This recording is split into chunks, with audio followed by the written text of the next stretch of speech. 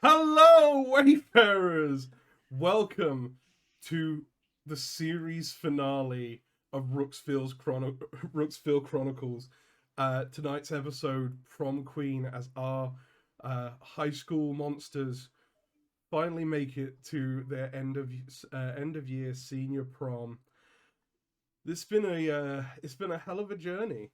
It has been an absolute journey that we have been on together. It has been truly wonderful, and I've had a lot of fun with this game.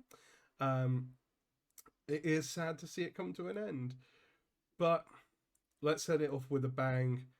As always, I am your master of ceremonies, Badger. With me are my wonderful players. We have Paul as Nigel, we have Sarah as Poppy, we have Fee as Kitty, and we have Days as Cassidy. Um, Guys, we're here. I mean, yay and boo. Yeah. Well, It happened. We're going to drag it out to a two-parter. Oh yeah. It may end up doing that, but let's we'll see what happens. Last we left off, Poppy was in her darkest self, and as things with her plan started to go wrong, she actively sought a way to get some retribution and to decompress from the situation. And the way she saw fittest to do that was to go and find Ben, Kitty's boyfriend, have sex with him, and then plant drugs on him and call the police. Overkill, but okay. It's a bit overkill, but it happened. So with that, the police came round, and Kitty was able to sneak Ben out through his bedroom window and away, and stored him at Nigel's house for safety. Whilst all this was going on, Cassidy went to visit Jessica, the other werewolf in the story. Discovered that Jessica had broken back into the Tennyson lumber mill and gotten a hold of one of the slug creatures, the alien slug creatures that have infested this town. But in the process of doing so, had caused a small explosion which had injured her and killed the slug. Cassidy helped and provides some intimate healing, which led to them sleeping together, and officially, unofficially starting a relationship. At which point Cassidy left to go and meet Poppy in what had originally been planned as a can never pronounce that word. Proposal. You'll get there. You'll get there. Promposal had eventually turned into a very intense encounter where Poppy not so subtly warned Cassidy before leaving the shake. All of that went down, which brings us to, at least for the beginning of our session, there is a very urgent matter that needs to be dealt with, which is the matter of Ben. So, for my players,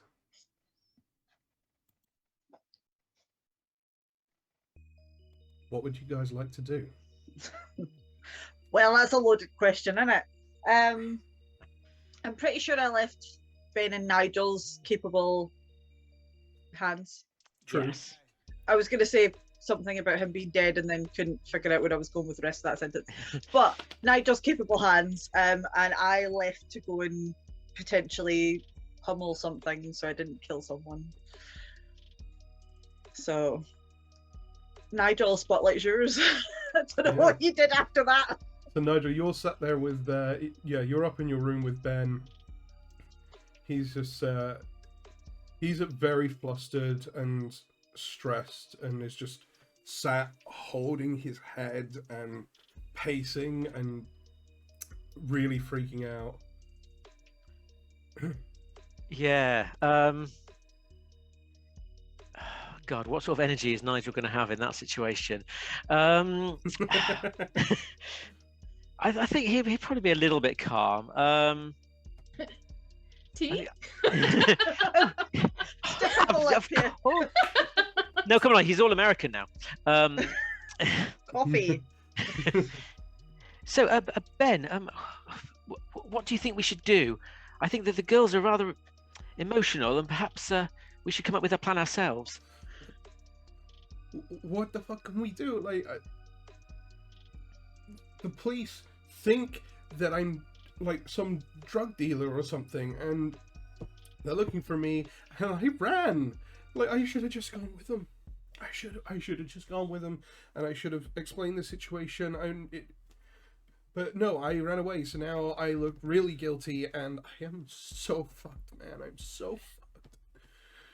I think I know what you're saying, but I think if you had gone with them, then there would be no way out of this situation. I think at least with you on the outside, we can try and do something. If we can somehow prove that the drugs were, well, Poppy's, I presume, then perhaps we can clear your name. How in the hell am I supposed to prove that? Like, how, what?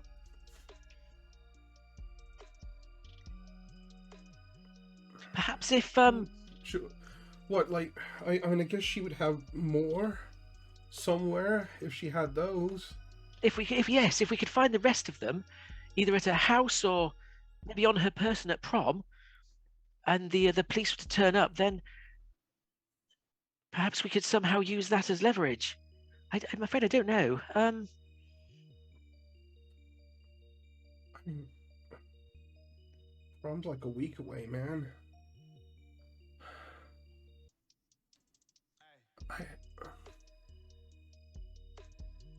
Look, I don't know. This is just like, this is so much. This is just too much. I really don't know what to do. I'm fairly sure that Nigel's, I think, playing in his head at this time, that he probably realizes that Ben knows nothing about Kitty and Cassidy and himself in terms of our extra abilities. He's like, what? How much can he sort of say? I suspect between Kitty and myself, we have the skills to be able to get into Poppy's house and perhaps get a hold of her drugs. I think we can probably make that happen. It's then how we kind of best frame the situation in terms of reframing her for the crime. Right. Well, I mean,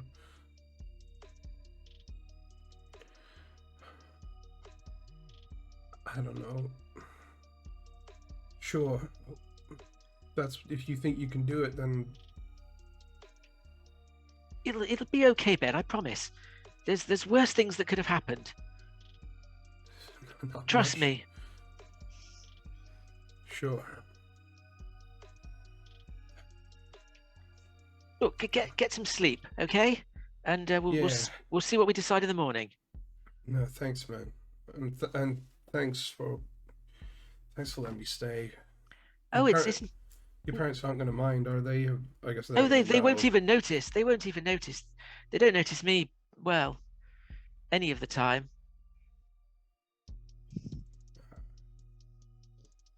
I'm sorry. It's no problem. You sleep. He he more or less just collapses onto your bed and just immediately falls asleep. I think Nigel just sort of, not in a creepy way. I think just sort of sits there watching him, and almost as much as of a mess he's in. I guess a little bit jealous that he's alive and he's part of the world still. Yeah. Does Nigel sleep? I think he probably has to sleep. Yeah. I was Yeah, just he'll. curious. I think he'll fall asleep eventually. Yeah. Okay.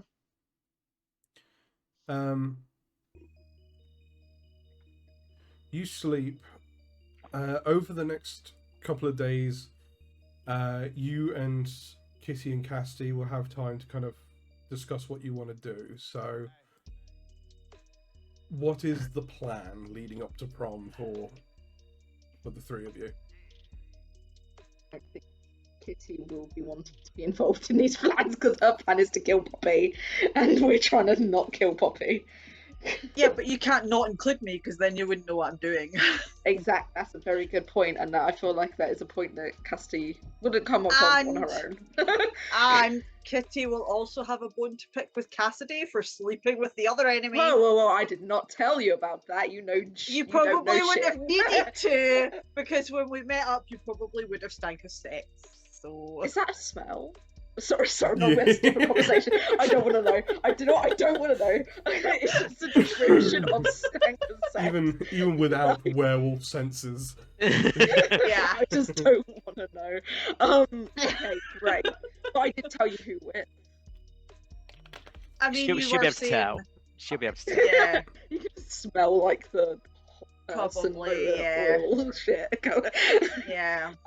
Yeah. I think in sorry. terms of the killing Poppy, Nigel will definitely be trying to use but if she's alive, we can kind of get Ben cleared, I suspect, far more easily, as opposed to framing somebody else potentially innocent. So I suspect he'll probably try to use that as a bargaining chip. I mean, that's sneaky. Not a fan. Don't use logic against me. I do think I think Casti would have probably called all three of us to have a sit down and catch up, because last time I left you, I know nothing about this drug thing. So I think Casti would literally sit down and say, okay, so what's going on? I mean, I suppose as well, just checks his thingy sheet. Given that both of his parents are lawyers, Nigel may try and have some sort of conversation with them about things, use the resources we've actually got. He remembers his character sheet. I think, I don't know whether anything would come of that, but I think they'd probably try and see if could get any suggestions. Yeah, but advice is always good. I'm not sure how. I know fingerprint stuff was around, but how often was it used in the 90s? Because he didn't touch the bag. Like, did he? Kitty? Did he touch the bag? No, I don't think he would have. Ben, did you? No. So Ben in didn't theory, touch the bag because Poppy put it into Benton's backpack, and the police found it in the backpack. See.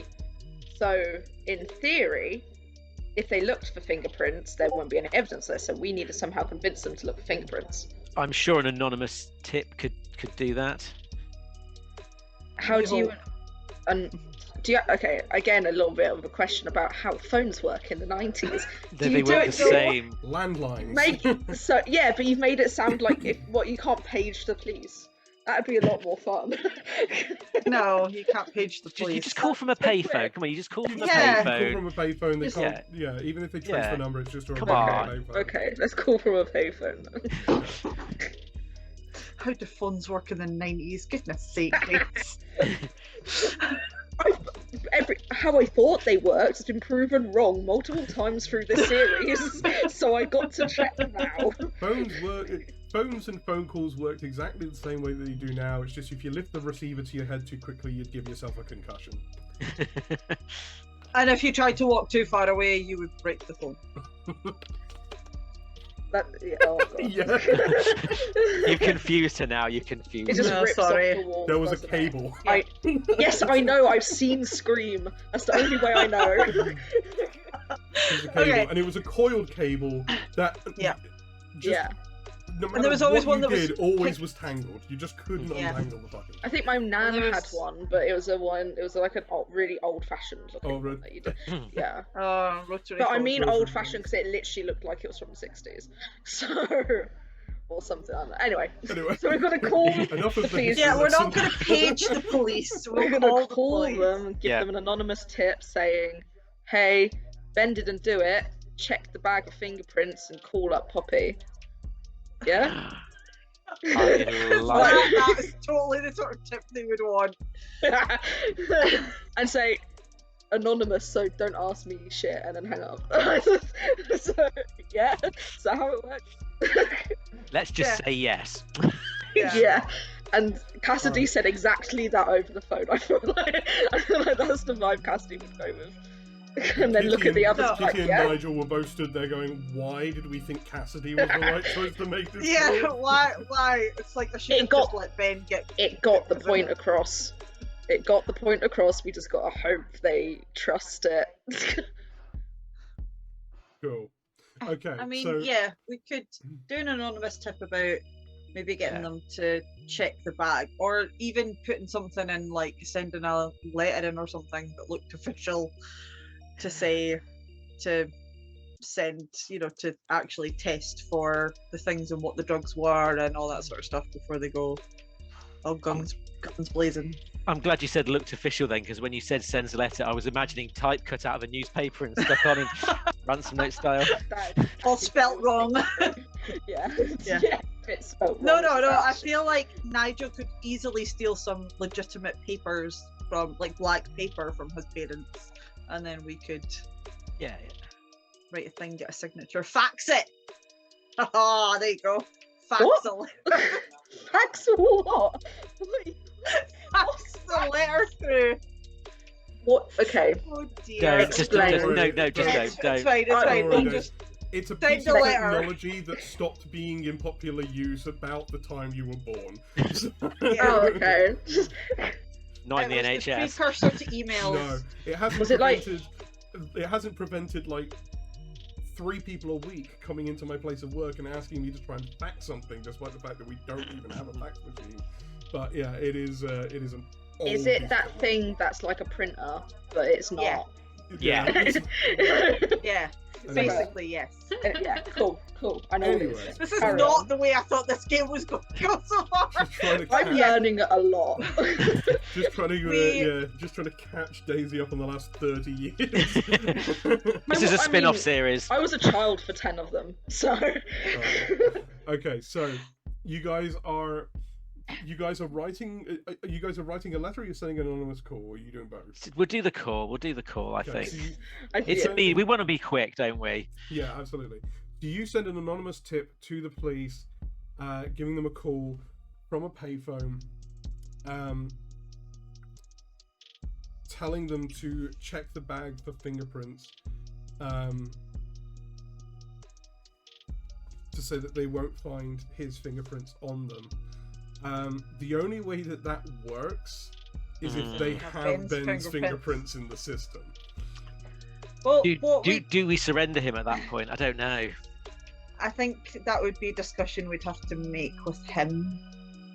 To just, and then my thinking though is, has Poppy anticipated this and somehow planted Ben's fingerprints on the bag? Because that could also be something that she could have done. I think Poppy is too, like. I think she thinks she's very, like, she's there and she's a step ahead of us. So I think this type of thinking, she wouldn't. She's like, nah, they wouldn't. It's done now. I don't know. I don't know though. I don't know. You know, Kitty, you know Poppy better than me. It's the thing. I don't know. Can I do some sort of insight thing to see if Poppy would have thought of that? You can gaze into the abyss. I would like to do that. Yes. Go ahead and roll with dark. It's always dark. Good vibes. Which is You my try to do those sending things.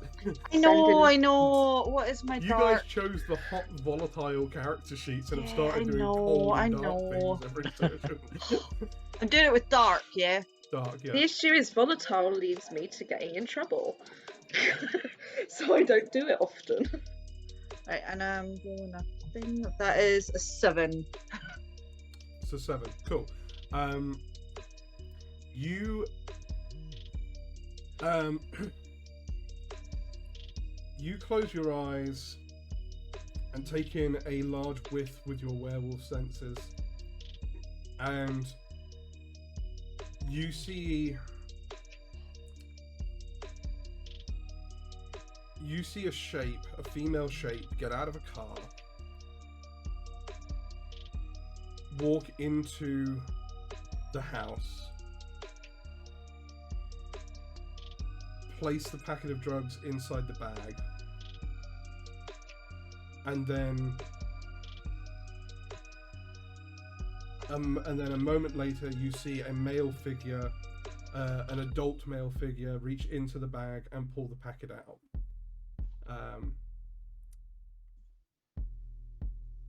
Yeah, that's what you get on a 7. Okay, so in that case, I'm going to assume then that she probably didn't. So at this point, I'd be like, don't ask questions, Ben. Go to the police. Go away. Leave me alone before I punch you again.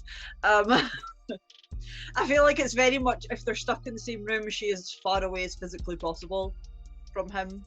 He's real uncomfortable being in the same room with you, but he literally has nowhere else to turn, so... And again, it's his own fault. Actually, it's also Poppy's fault. But... It's Poppy's fault. To be fair, he did have a point when he had that argument with you. That's not the point, right? He still betrayed me, so... Okay, well... Volatile werewolf here. Yeah. Right? Anyways, yeah, Ben's all right. Okay, I'll go to the police, and yeah, hopefully that'll be enough to prove that it's not mine. Nigel, could you do me a favour and go with them? Oh yes, of course, no problem. Could you also, and then what I think Kitty would have done is after the anonymous phone call thing, is she probably would have like attempted to, I don't know, print out or send a fax or something with like the official thing of saying that, you know, he's coming in voluntarily and things like that, so they can't hold him under arrest. You know, that sort of jargon. I imagine that Nigel probably would have got some advice from his parents about that. I'll say with Nigel, you go and you speak to your parents about this. Your parents, being who they are just so heavily invested in their work. As you kind of walk in to talk to them, they don't really respond to you straight away. And it takes you a few attempts to actually get their attention. But eventually you're able to, eventually your parents do acknowledge your presence, and they, you talk to them about the situation in as much detail as you're willing to give them. And they are able to provide some, they're able to provide some legal advice, and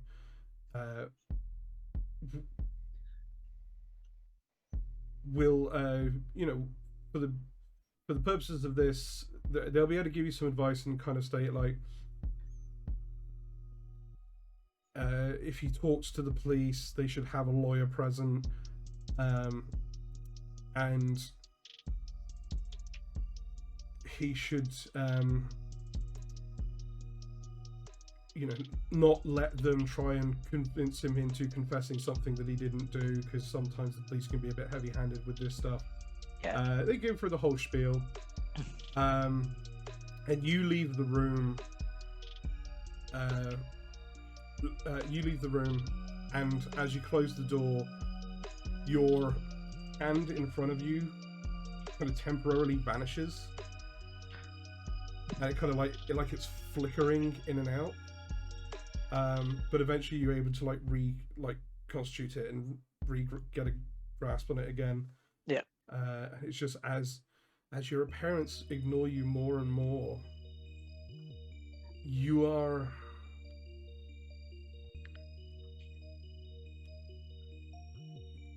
body is reacting as they treat you as invisible. You are slipping in and out of a state of invisibility. Yeah. Something that you just have no control over. But you eventually take Ben down to the police station.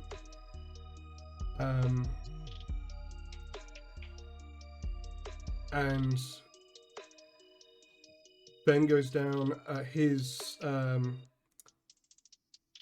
Ben lets his mother know that he's going down there, and she goes down with him and gets her lawyer in to be there with him as well. They speak with the police. You kind of sit outside, and after a couple of hours, Ben and his mother and the lawyer step out of the interrogation area, and Ben comes over to see you, and he goes, they're letting me go for now. Oh, that's such good news. Yeah, I mean they're still going to be looking into some stuff, and if I wasn't a minor, then I'd be like in real big trouble for the whole running away thing. But my mom's lawyer managed to kind of help with that bit, and at least it's okay for now. I'm gonna go home and all that, but thanks again for helping me out with this. It's honestly been a pleasure. I think the only other thing I would say is you probably need to decide what you're doing with Kitty, and make that decision and stick to it. Yeah. For both your sakes. You're right. Yep, I feel like Kitty probably would have said blame me, for like if the police, because obviously she was there when the police arrived, so she'd be like, blame me for pulling you out if it's going to help. But she'd make it sound like it's no big deal, like whatever. She just clearly doesn't care anymore. Is Kitty going to be there at the police station when he comes out? No, she will not, because otherwise she might try and murder someone. So no, but she'd be like, obviously if she knew that they were going to do like, have a lawyer and everything, she'd be like, blame me for pulling you out of the house because I was scared and it's what I thought at the time. Would be the safest thing to do. Yeah. So she's like, blame me. Because obviously Kitty will know Ben's mum. Yeah. So it sounds plausible that. Absolutely. Well, Ben leaves the police station, goes home with his mum. That evening, Kitty, you get a page come through. And it just says,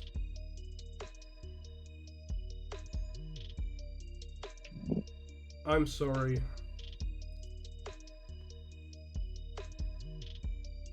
You were right.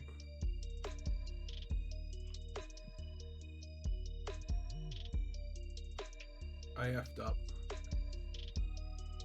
B.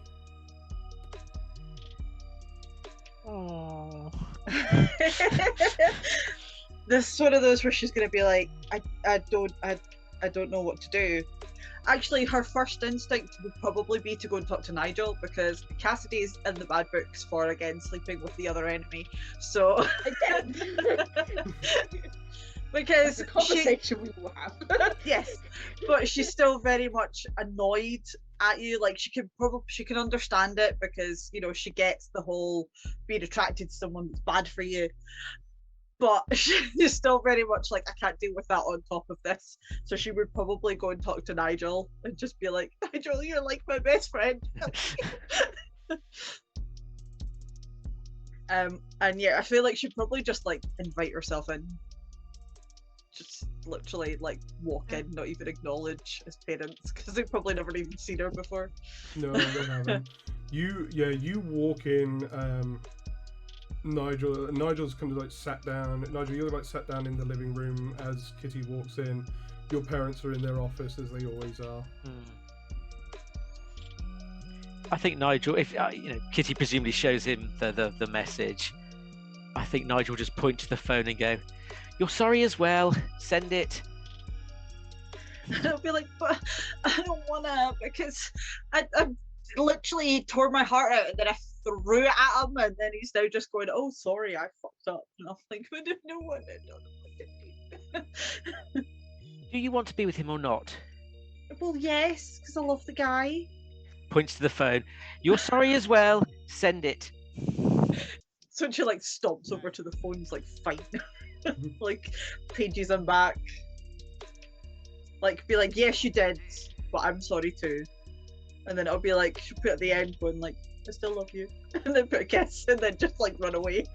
It's probably like the only time you've ever seen her act like this, like that she just doesn't have a clue. Yeah, you send the message. There is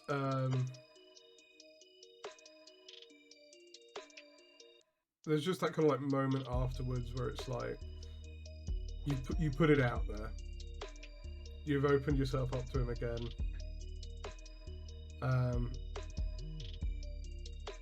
And like a moment later, your pager beeps again. It just says "Prom?" ?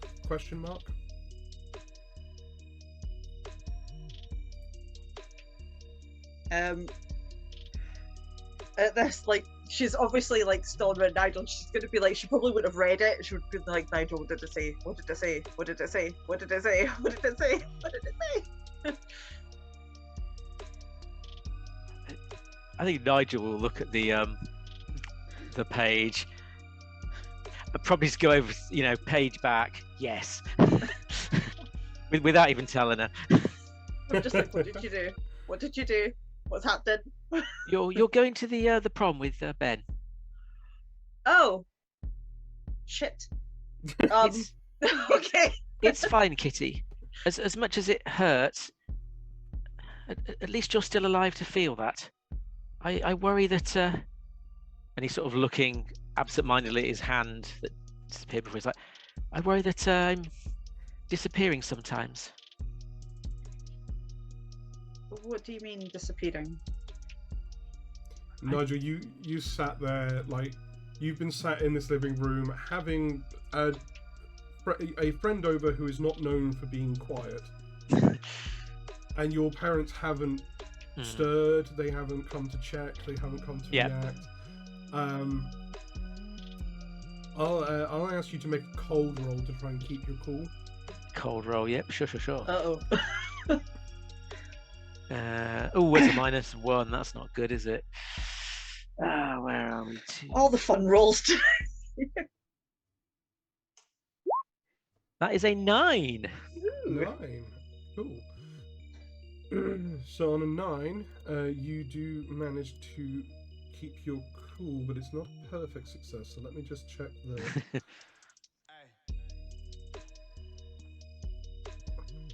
Just get the.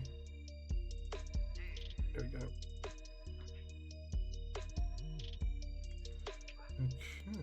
Okay. The keeping you cool.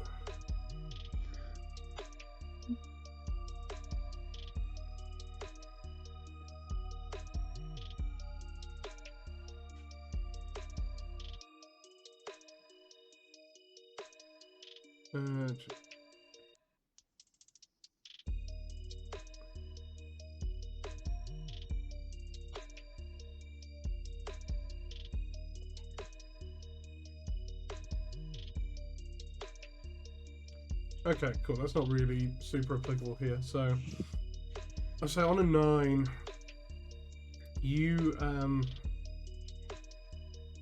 keep your cool. You keep it under control for now. You want to tell Kitty a bit more, and you want to say like what's bothering you. But to say it out loud might make it a bit too real. Okay. So that's sort of safe for this. It is up to you what you do with that information.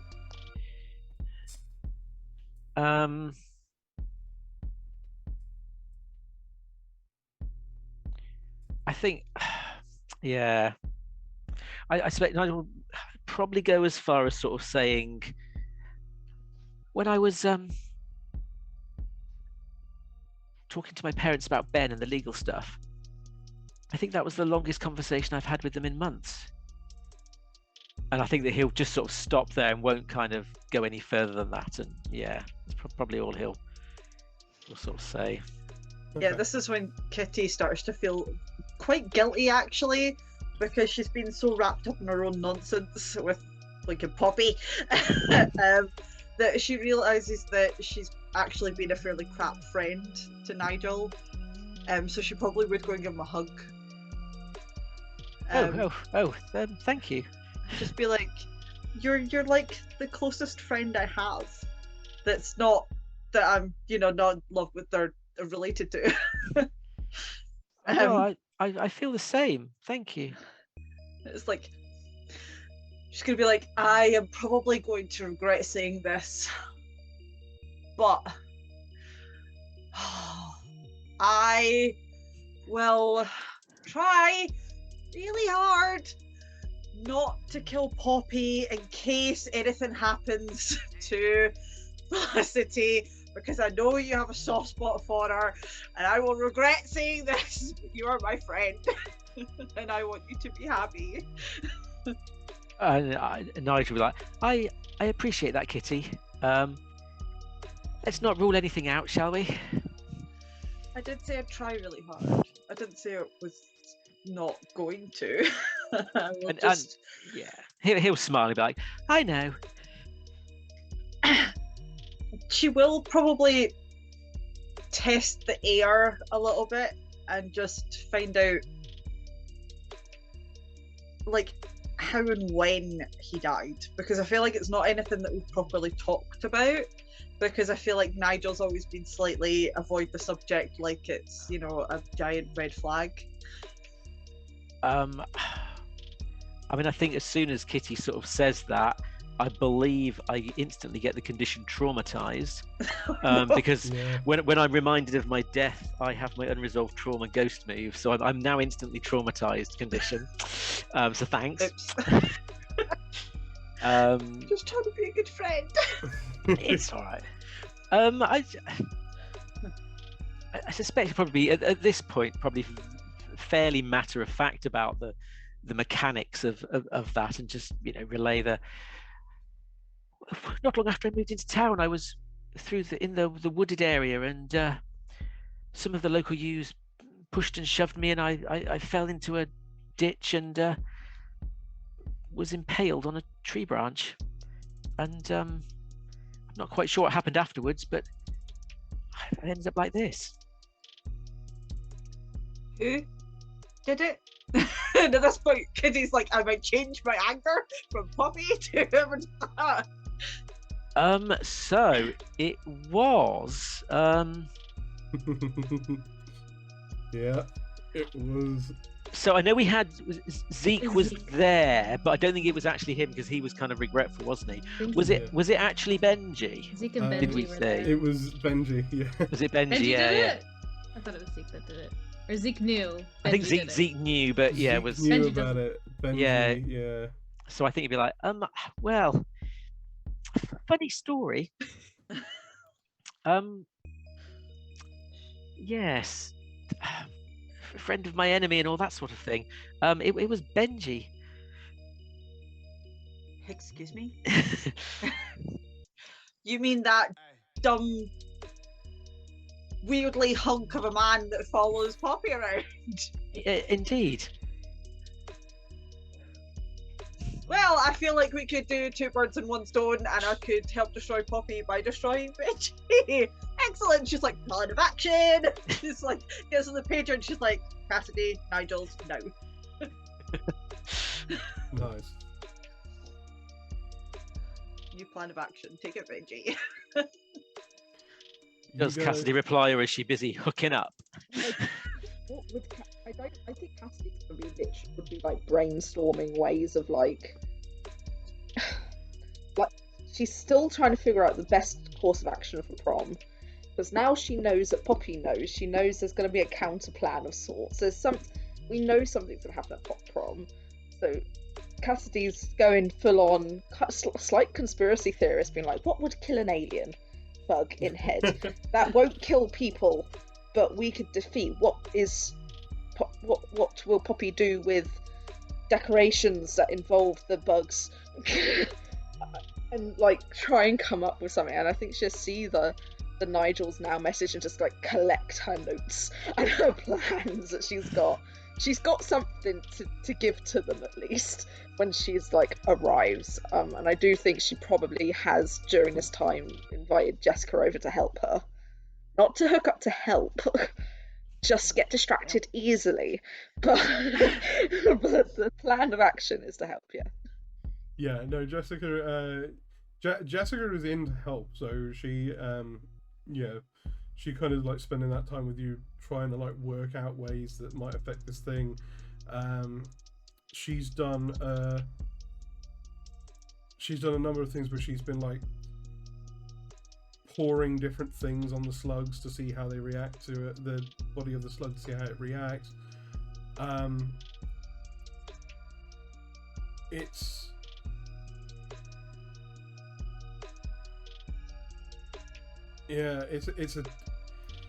It's a tricky situation to try and kind of suss out what would affect these things when the only thing you've got is a dead sample. That's the issue at hand. That we are very aware. I guess we know when one of them got sort of killed, it affected all of them, didn't it? Yeah. So you kind of have to assume that sort of hive logic of, if we kill the queen, it'll, disrupt and stop all the other ones. It's just us not knowing whether it's Poppy or her parents, or if it's still in a, some spaceship under the mill, wherever. I think we possibly go and visit, what's his face, the guy who was in hospital that Cassidy punched his face in. Nathan. Because obviously they found, we don't know if they had it removed though, because they found it, but we never went back to see him, so we don't actually know if it was removed. God, we're dreadful people. But what would we do if he hasn't had it removed? We're just going to get Nigel to stick his hand in. I mean, if you wanted to experimentation. I don't think it's a good idea. But I think it's a very safe assumption that we say that Poppy is the hive mind, because if we take into account Poppy is the one that spread it through the school, and if it feels weird to me, to Cassidy, that if Poppy was just part of the hive mind, why is she this more powerful part? Why is she still doing that power role, acting like the queen bee of sorts? Wouldn't she just be a hive mind? Wouldn't the queen bee want to be there to see all this happening? I don't know. I think Cassidy is still, I don't know.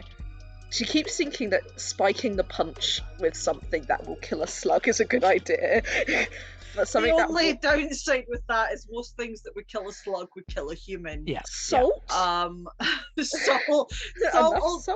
not like a slug. Vinegar? Is like an approximation of what this thing is. It's an alien. Know. I can hope. There's no way of testing it without having a live one. We can't get a live one without doing surgery on a person. Well, not really. What if Kitty kills Benji and takes the bug out of Benji's head and hopes it's alive? We don't know enough is basically what we know. What we could do though is we could go and speak to Nathan and even potentially try your original high-pitched noise thing, like if he hasn't had it removed. And at least if nothing happens, we know that will work, and that's something we could cross off. We should probably go and see him, shouldn't we? Yeah, as opposed to just poisoning him or feeding him too much salt. I do think I really do feel good about the high frequency one. I really do, because imagine, like They did it in another Alien movie I saw. Wait, that was Quiet Place. Does that count? Were they No, aliens? it was released after the 90s. It was released way after We the don't know 90s. that. That was This like- is just that Daisy. That was like This a is just couple of years Daisy. ago. The Signs? Nope. No. Wait, No, when that did that was come water. out? Are you thinking almost like Anyways, Sorry. Anyway, I This still think the is- high frequency thing. This is hilarious. We're getting to it logic here, which is great. That is You just guys where go we're and see at. Nathan. I want to fast forward through some of this stuff because Corsair has not done anything yet. And there's a prom to have. And there's a Yeah. prom Yeah, to we still have, got so, prom. you guys go and you head over to Nathan's. Nathan greets you, invites you in.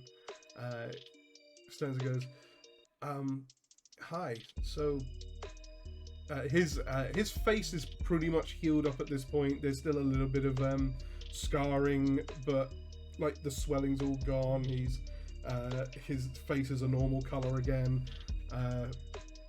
Yeah, he's looking a lot better. So how did the surgery go, Nathan? Leading questions. Well, they couldn't get it out without like potentially like hurting my brain, so they just checked to make sure that it was like it wasn't like a dangerous thing, it wasn't gonna kill me, and it seemed that apparently it was benign, whatever it is, so Oh, okay. Oh, they're not going to do anything to try and shrink it. yeah. I don't really know enough about this stuff to really Okay, be able to that's fair. say. The So when, doctors didn't think that would work.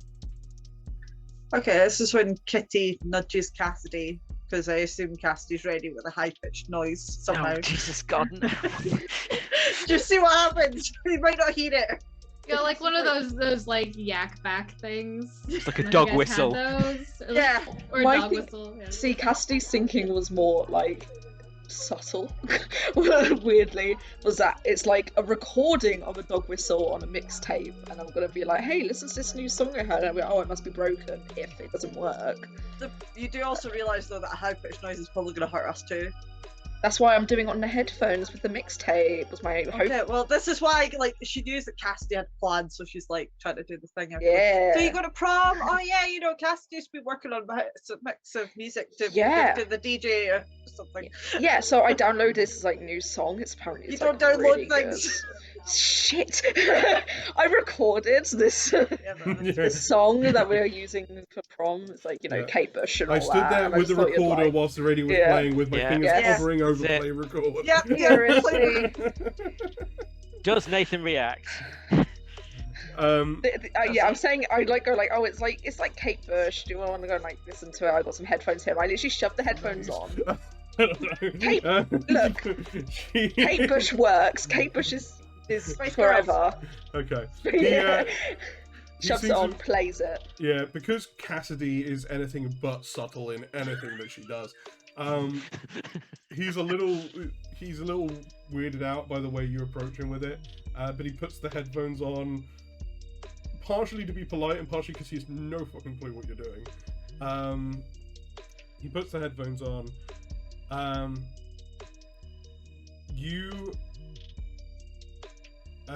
You hit play,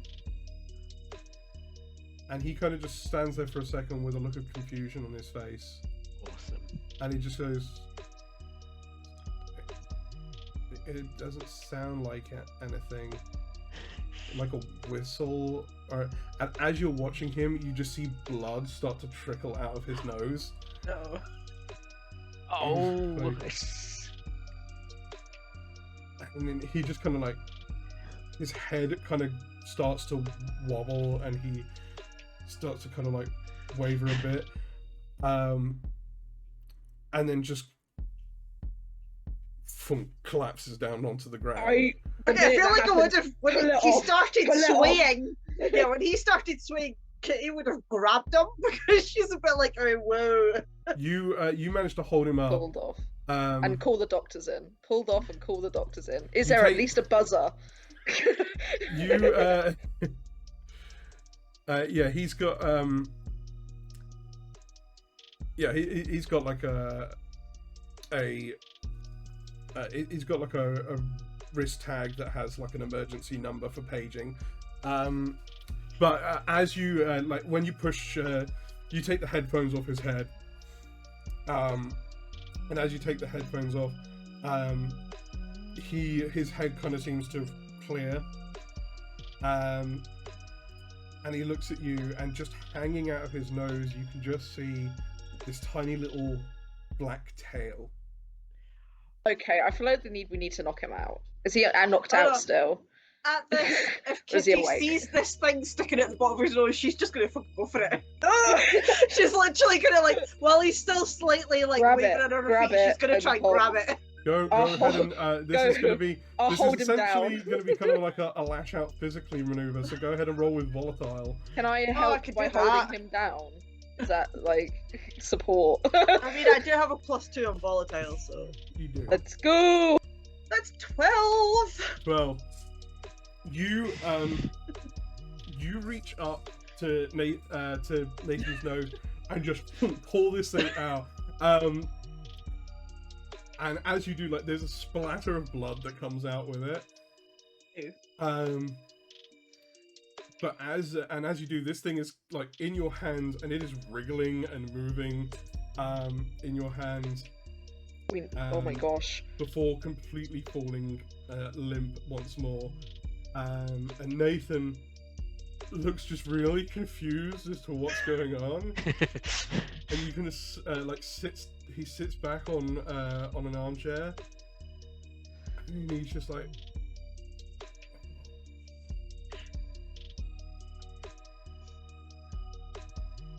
you ever get that feeling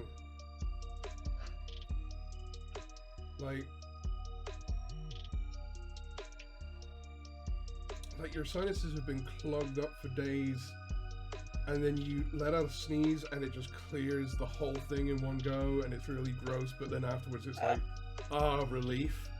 And this yeah, Kitty's like this, yeah. and then she like puts it Yeah, I was behind his gonna back. Yeah, that is exactly what we wanted Yeah. from that song I played you. It's clears the it clears the sinuses. Look, it's just right. Obviously, My the virus medical is- knowledge might not it's not super great. It's not my area of expertise. But the idea that there is a song that can clear your sinuses is the most bullshit thing I've ever heard. Hey! Look, I know But- you're on a lot of meds. It's fine. Just you And this- you relax. We'll leave you be. I know you're very high on drugs. 'Cause, Kitty's like, medicine. this might sound a bit strange, but do you have like a jar or a tub that I can use? He, She really doesn't want to keep holding on to this thing. you She's You very know, much like, Where would you get a smile. jug? Jar, tub, whatever. you look at the table, and there's like a piece of there's like a piece of Tupperware with like half a sandwich in it. Come on. Tip that out. Just like turn my back and put this thing in the tub, and I'm like, that was disgusting. I feel like she's gonna kind of look at Nathan and be like, do we include him in this? I mean, this did just come out of his brain. But like in the stage whisper kind of way, where she's like trying to be kind of quiet, but at the same time not, because she kind of wants him to like push himself into the conversation, especially because he's like, Cassidy, you're full of shit. I think probably whisper back, be like, probably not. He's like kind of bedridden. Don't know how much help he's gonna be. He like Well, he's- at this point he kind of just his head just goes back and he just passes out asleep. Yeah, he's useless. Let's just go. I mean, he's not entirely useless. I don't have still a not. slip I of mean, thought. I felt bad about hitting him, but he's still not my favorite person in the world. So how about we go? Nice. We have a bug. Is it alive or dead? I don't know, and I am not looking closer It's- until we get out of here. Let's get out of here. Yeah. See if it's alive. We know the high frequency works, and there's multiple ways of doing that. So I'm feeling good about this. Yeah. Feeling good about this. We need to There's- find out who's in charge of music. and then we can like get them on our side. This one's definitely alive, and as as the last couple of days before prom approach, you guys kind of like try out a few different frequencies and like different methods of getting a high pitch frequency. The prom is not going to have a DJ, so it's not like you're going to be able to play a recording. It's going to have a band. However, a very effective way of making a very high-pitched, high-frequency sound Microphone. is to stick a microphone in front Yeah. of the speaker. Yeah. Yeah, that's what I was just thinking. Yeah.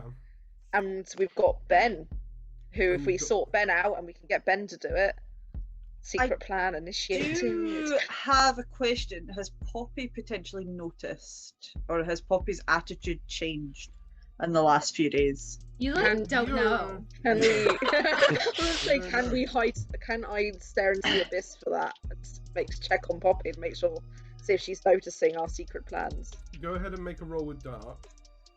There And is then- like Shit. gonna Well, my move dark's 0 now, so let's just really Um, We're quickly. going to make it, but then we'll move over to Poppy. I will Yeah. say that I am spending a string on Ben to give him the condition drug dealer. I mean, he does already have the condition of Poppy's horse, so I'm probably going to have to get rid of that at some point. So, you know. I rolled a 9. A 9.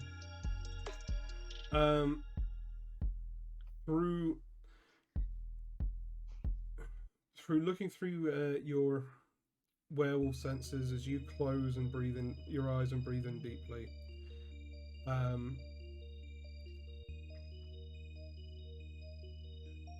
you see a shadow of a young man with headphones on. You see him reacting to the headphones as if something is hurting his ears and collapsing. And you see shapes of people dotted around the town who don't react as if in pain or anything like that. But it's like, you know that thing that dogs do where they hear something that you can't and their head just kind of suddenly just goes like that? It's basically just like a huge crowd of people across the town all simultaneously doing that. Ew. That's gross imagery. I hate that. I don't want to see that at all. But I think, yeah, I'd probably need to say, I think she's probably noticed. Excellent. Because I'm going to throw a spanner in the works. Well, Great. we- Will you allow us to know what spanner in the works? we're gonna cut. We're gonna cut over now because Wrong! over this week, between planting the drugs on Ben and getting ready for the prom, what has Poppy been doing? He walks in right when we're going to start doing things. That's it. She's missed a shot. We're back in half an hour to her. She is going to do her best to get with the teacher. Oh, for That's what she wants. No. Yeah. Through some late night and late evening sessions, planning the prom with Mr.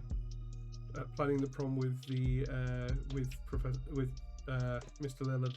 Mhm. Go ahead and roll with hot for me. That is a 10. It was a 10. You in the middle of the hall where the prom will be, as you guys are kind of like putting up decorations and things and getting stuff ready after school hours, after everyone else has gone home, and he's stuck around. Throughout this week,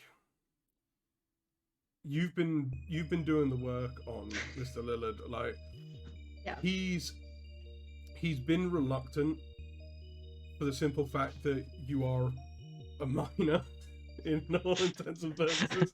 Yeah. It's fair. And you were one of his students. But over the period of this week, you have begun to wear him down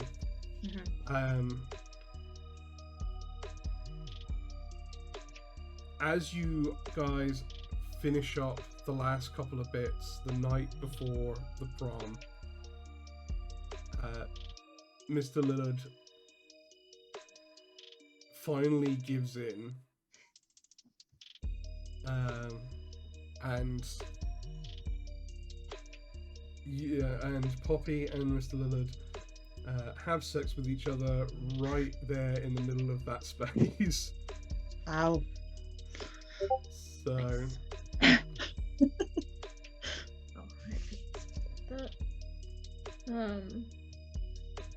so Mr. Lillard now also One of us. has that.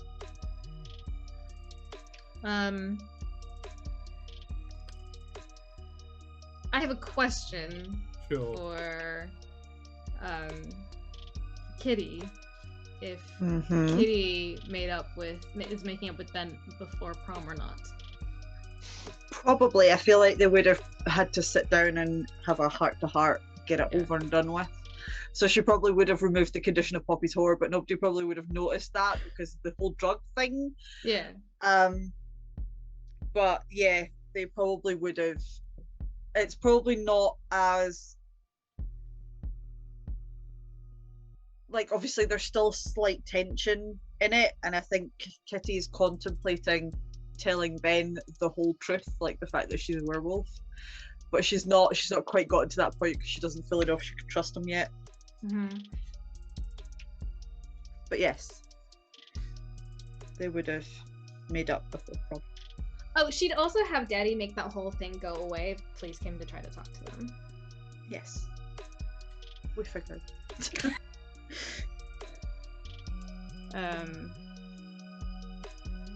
I think that's the main thing she wanted. She wanted the teacher. Okay. That's the last thing. And really any of the other students that what happened there?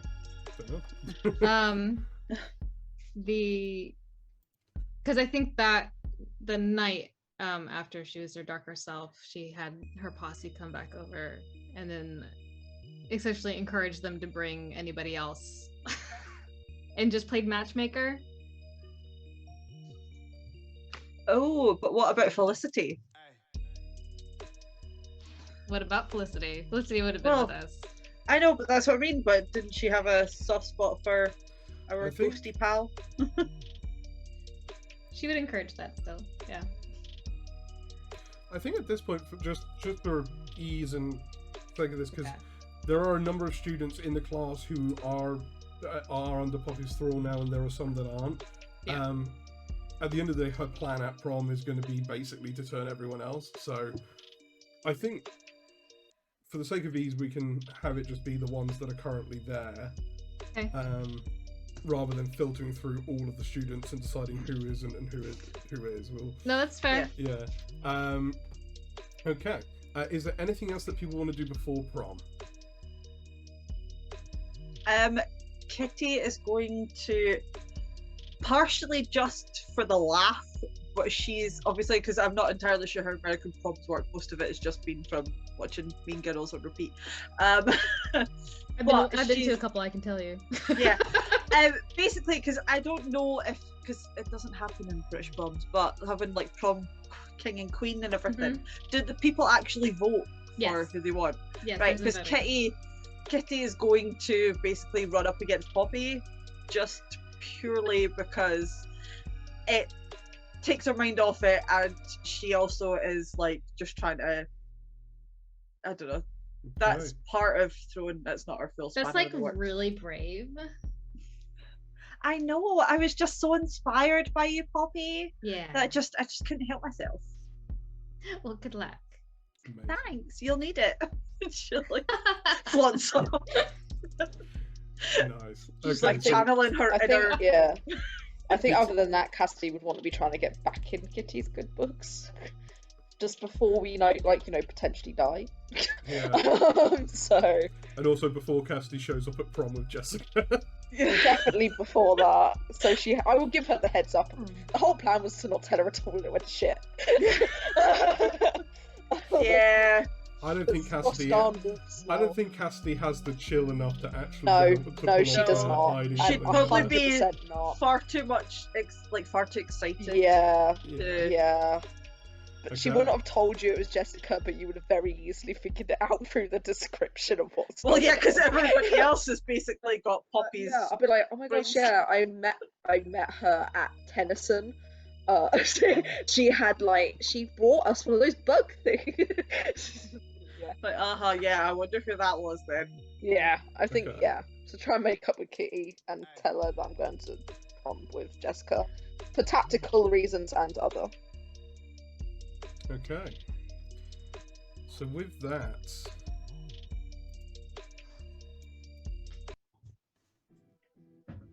Prom night. God, I'm gonna help you get ready for prom whilst you're hiding weapons in your dress. Oh yeah. I mean, not that I really need any, because I just pop out if need be. I mean, but- yeah. the night of prom comes around. You guys all, I imagine, Kitty, Ben, Cassidy, Jessica,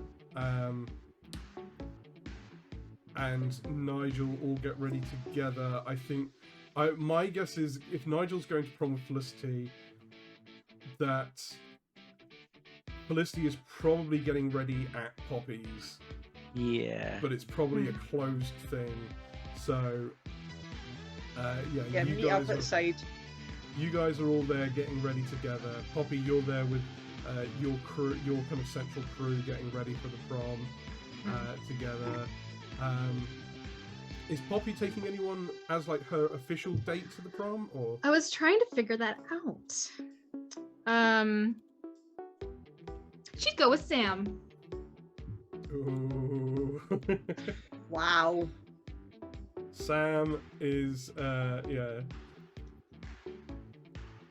Sam is there. Seems fitting. With very big personalities. Oh yeah, definitely. Royalty of the school. Absolutely wonderful. So we'll say with this, what is Poppy and what is Poppy wearing to prom? What's her? Oh, it is a bright pink taffeta dress that is strapless and it's got a corset type bodice and white roses on the corsage. And Sam can match. He's probably in a bright pink suit. Yeah. Sam is there With a long tail. Yeah. Well, Proper cocktails, top hat. Sam is there. They are. They have a pink blazer that matches Poppy's. Underneath that, they are wearing a white shirt with the black bow tie, and then a black floor-length skirt at the end. She's got little white gloves like Madonna style as well. Amazing. Yes. Lace. What is Nigel wearing to prom? Nigel, obviously having come from a background of suits and smart wear, has just gone all American, has gone cowboy shirt, chaps, boots, and just ironically, sarcastically just gone, I'm going to go in the most American outfit I can think of. Yeah. Hell yes. You are... Maybe even the Stetson, I don't know. Amazing. That is incredible. You've gone all out with that. Felicity is... your date, Felicity, is going into prom wearing a full-length, sort of faded teal gown, accented with some lovely choice pieces of white gold jewelry, and yeah, no, actually, just that. She looks very beautiful. Cool. what is Kitty wearing? So Kitty is actually going to be wearing a green dress. She decided to branch out. She kind of wants to stick out a little bit more because obviously she usually wears black. So she wants to kind of like shock people, but it's like quite a bright green. It's probably one of the weird kind of 90s thing where it's that strange length where it's not quite like your knees, but it's not your ankles either. It's that weird kind of mid-calf length. Gotta love 90s fashion. But yeah, it's quite a bright green, but it weirdly suits her. But it's like very, very tight, like very form-fitting. But she does have a few things hidden under her dress. Ben is there with you. He is wearing he's wearing just a normal kind of like rented tux that a lot of American high school boys would wear. But once he found out what you were wearing, he got a matching green waistcoat to go with it. So he's very made the effort to look the part for you. What is Cassidy wearing from? So I imagine some sort of like black flared trousers with like black platforms. It's an all black ensemble. That's the word. It's the top half I'm struggling with because probably like a black shirt and a blazer of sorts. But specifically, I want the flared trousers and platform boots. that's the vibe. Amazing. And you are sharing up with Jessica, who has gone full on lady in red, just gorgeous red backless dress that is flowing all the way down to her ankle. Made of a material that seems to kind of almost shimmer under the light. Sick. That's such a cool dress. That's exactly what Cassidy would say as well, let's be honest. Be like, that's such a cool dress. Oh my gosh, it's shimmery. Amazing. You guys all prepare, knowing that this isn't just prom. This is, however this goes, this is the end game. So I'll give you guys one last chance if there is anything else that you guys want to do. That during... I want to fail a roll. You haven't failed a roll, or you barely failed. I rolled once. To be fair, I haven't rolled very often. You haven't. No. Yeah, I haven't rolled that often either. I think before they got into prom, or before everything happened, I think Kitty would probably pull Ben aside and just be like, I have something to confess to you. You're probably not going to believe me, but she's going to be like, I'm a werewolf. Yes, they're real. There's things happening. Poppy's psycho. This is why I'm here. This is why I was so pissed off you slept with her. And it's a whole thing. We'll come back to that later, but I swear to anything and everything in this world, if you do anything stupid, I will leave you behind. He kind of stares at you for a bit, and he's like,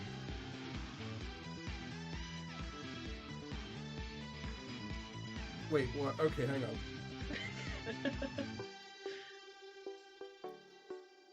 Werewolf? Yeah, it's a long story. Yeah, weirdly, you're going to be the person that turned me into a werewolf tonight. She's ironically Cassidy's date.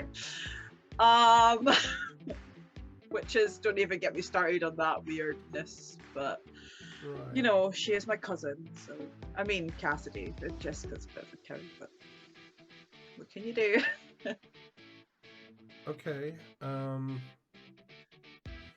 I honestly don't know what to do with any of this information, but Just gonna be like, possibly some weird shit is gonna happen tonight. Just stick by me, but if I tell you to go somewhere and do it, just please don't ask questions. Just go and do it. He kind of snakes his arm around your back and just kind of grabs onto what basically just where you've got a little knife hidden behind, on your back, and he goes, Yeah, I figured you were preparing for something. I didn't think it was wise to ask, considering what you were packing. Yeah. There's a few different ideas that I have. We're just gonna see what happens when what happens. Just know that Poppy's evil. Benji I may got or may that not bit. die or get stabbed. I definitely Hope- got that bit. Hopefully Nigel won't disappear. Don't ask. Okay. Also, Cassidy's also a werewolf. Don't tell her I told you that. Okay. I think. Just I think out But me she's a like werewolf, that. and she's going to prom with the werewolf that turned human. Yeah, and turned her to, yeah, it's a whole thing. I feel like there's Stockholm syndrome going on, but I'm not entirely sure. I will deal with that once this is over. But just know that I love you very much, and yeah, let's get the show on the road. And then she'll be like, she'll give him a kiss, and then she'll just like grab his hand and pull him in.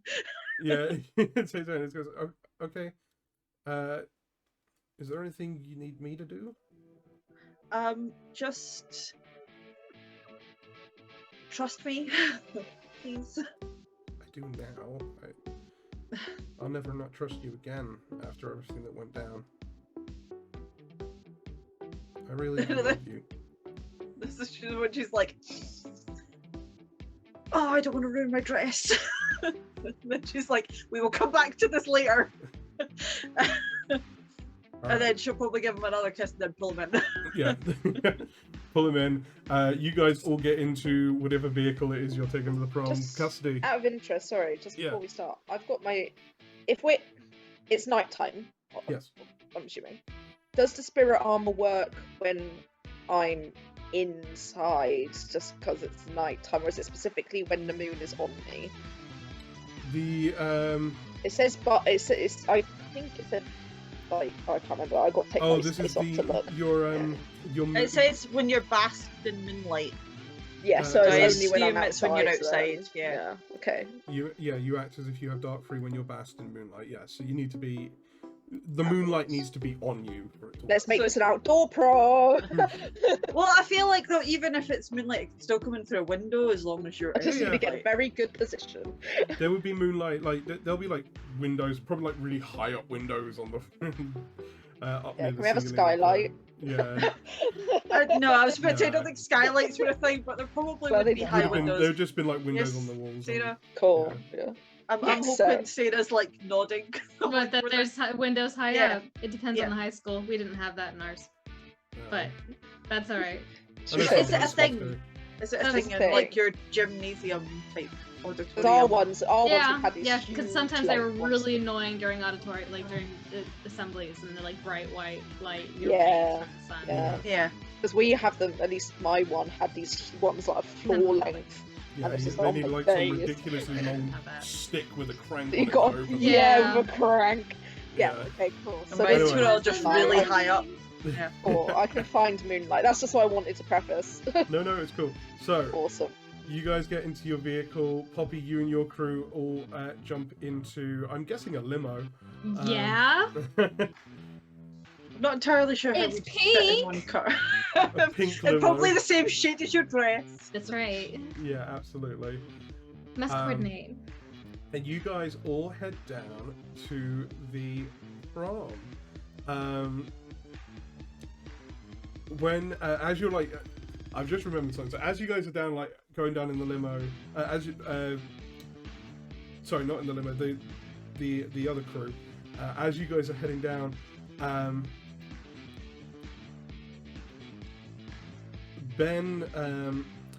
Ben pulls out a box from underneath the seat of the car, and hands it over to you, Kitty. So when she's like, okay, like opens the box. Opens the box. Inside the box, there is a corsage in the box, and then underneath is a pair of butterfly wings. As this is a fairy themed prom, Aww. so I'd just be like. Then she'll he she'll let him put the corsage on, and then he- she'll puts the corsage on your wrist, and then helps you strap the wings on. Yeah. Well, she'd probably wait until they got out the car. Yeah, Because she probably. might poke someone's eyes out. But yeah, Imagine Nigel would be with us in the limo. Yeah, I thought that because I feel like we might have had him start to get ready with us, but then I feel like it's the whole thing of because he's Felicity's date, he would go to her. Yeah, I think that's fair. Yeah. Oh my gosh, Okay. we need to get Nigel to pop the tyres. I'm in the vehicle. I'm not doing that. Oh no. No, do you? After getting ready with the werewolves, Yeah. you head on up to Poppy's to ride down with Felicity Yeah. in the limo. And Nigel absolutely has a corsage prepared for Felicity as well. I think you said she had some ivory detail. I'm sure he's got some ivory rose that will match perfectly with Yeah. what she's wearing. Wonderful. Out of interest, I know, I'm sorry, I keep asking questions. What is a corsage? It's a little it's a flower thing on your wristband. Little flower Is decoration. it like real flower? hmm Yeah. Yes. like flower. Yeah, florists go crazy during prom Okay. season. They get Yeah. swamped. It's a elastic band with a little flower arrangement. I think Cassidy would probably just made like a daisy chain. No, I feel think, like Kitty would definitely have helped Nigel pick one for, like, not necessarily like with the colour and everything, because I feel like he knows that best, but she would definitely be there to give the female opinion to go, definitely that one, not that one, that was really gaudy, don't want that one. And I imagine Jessica probably got her own corsage. Jessica got Actually, a, yeah. yeah. Jessica came with me. I was like, that's what you're buying me. Yeah, or literally turned up with obviously her outfit and then handed it to you and just went, hold on to this until I ask for it. Oh, okay. You're the one wearing a suit in this situation. Yeah. She's wearing the dress. So, No, yeah. oh no, I want one as well. But you'd have a boutonniere. Yeah, Yeah, you'd but have a yeah. thing in your buttonhole Yeah, Yeah. so it's a Cool, flower. okay. flower. I that got would swapped match. Yeah, it She- would match. Oh, the so it's She'd have front. like, picked up- oh, we're together. Yeah. type thing. She'd have picked up like a matching one, probably with like a nice bright red rose in it so that it matched her dress. Oh my god, and hers can be like black. It's each other. Amazing. Probably got the wrong idea of what but I'm going with it. I feel like Jessica probably knows what she got herself into, so she's probably Oh, just going with 100%. it. Oh yeah. Jessica, Remind- anyone who spends more than 5 minutes with Cassidy knows how much of a disaster she is. Trying her best all the time. That's what's important. I think Uh, remembering the theme, Poppy will have little fairy butterfly wings on as well. Amazing. But you guys... Glitter, so much Yeah. body glitter. Oh, It's the 100%. '90s, They're all man. sparkly, like big hair, like weird things in your hair, with Yeah. the butterfly clips. Yes. Oh man, Yeah. buns with the butterfly clips. What hairstyle was it on the? Oh, I would have hair. You know, I think Cassidy would have hairstyle like Rachel from Friends. whatever hair she had that season. Yeah. When she was Okay. getting married, the one when she was getting married specifically, the first time, the really big. That was Yeah. the very first. Yeah, episode. yeah, first Nice. episode. So, Carry on. what would the atmosphere be like in the limo between sort of Poppy and Nigel? Because obviously there's. Poppy's ignoring you. She's talking to her friend. Okay, cool. That's fine. Good. Yeah, Nigel's happy with that. Yeah, I almost picture Poppy like, as long as you don't, are not in like her little personal bubble, she can care less, and Yeah. it makes Felicity kind of happy. So Yeah. There's no She's animosity. You're just ignoring me. Yeah. I'm just ignoring it. Okay. Cool. and to be fair, it could be part of Poppy's plan. We don't know. You know what goes on her weird little brain. I am for someone that's going to prom. I'm incredibly stressed. Poppy is she's in a really good mood. Of course she is. I mean, yeah, she finally got her teacher. I imagine that probably just happened like the night before. Yeah. It did. Oh, She is on cloud 9. This is her night. She's like, she feels great. oh, let's get this going. You guys all ride in and arrive at the prom. There is a band up on this kind of central stage area. There are giant papier-mâché mushrooms that have been like decorated and painted. all around the place. There are like big, there are like flowers hanging from giant flowers hanging from the ceiling to kind of give this illusion that you're like very small and like in out in like a forest. You guys all walk in. Mr. Lillard is at the prom in his suit as one of the chaperones.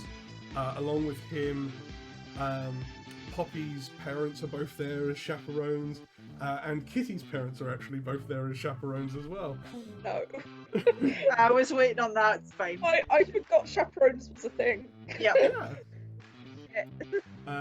But everyone is there. Everyone's having a good time. The music is bumping. There is just so much going on, and it's a really wonderful atmosphere. There's like a table off at the side where people can go and go up and vote for the prom queen and king. And yeah, everyone's mingling, having food and drink, and having a good time. As you guys arrive at prom, what are you guys doing? I also do think Cassidy will warn Kitty and Jessica and tell them whoever gets to Nigel first to warn Nigel to avoid the paper mache decorations, because that's the thing that she saw was a big feel like risk. that could be really difficult. As best I as you imagine can, they're Kitty. everywhere. They're like everywhere. Yeah. And maybe try and look in one, maybe secretly have a goosey gander and see what's in it. Have a plan for that. Right. I don't like that you're not telling me your plan, Kitty. This is causing me anxiety. It's fine. It's fine. It will happen naturally. All right. I think for the first part of the night, Nigel is actually actively avoiding everybody and just dancing with Felicity and trying to enjoy a normal prom, knowing it's all going to go to shit later. Yeah, I feel like that's what I mean. Is like for the beginning part of prom, I feel like even it's almost like probably Kitty caught eye contact with Poppy like across the room, and just like kind of gave like a slight little nod, and then we just like ignore each other for like the first like hour or so of prom. Cassidy just can't do that. Cassidy is too on edge. she is not able to calm down. She is literally. I do think she would honestly try and see if she can look in the one of a paper mache thing. Okay, we'll get to that. Yeah. Yeah. No, Kitty's doing like a whole nod to Poppy, like this looks pretty good. Bravo. Just wait for it all to come crashing down, and like this weird glance across the room. Poppy's gonna get a picture with Sam at the booth, so then that's nice. Sam, She's gonna make sure all her crew are to for a picture. She's gonna go over and make sure the food's really nice. Sam is following you around, having a ball with it. You guys go up and get your picture taken, rather than doing like the traditional like couples prom pose where it's like the hold from behind. Sam is immediately in there, just like dipping Poppy down, and then trying to like strike this really elaborate pose for the photo. Amazing. He's like, this is the last prom we're ever gonna get, so you know what, we're gonna give it something to remember. Indeed. I You know don't it, like right? that. I did not like that. Yeah. Yeah, That was such a nice evil That was laugh. a big red flag laugh. That one was even better. Felicity is out on the dance floor with Nigel.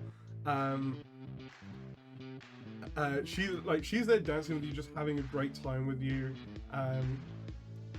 She like takes your hands and starts dancing with you. She gonna look at you, like looking you up and down. She goes, I cannot get enough of this outfit. Like, this is the funniest thing ever, and it's honestly like super hot too.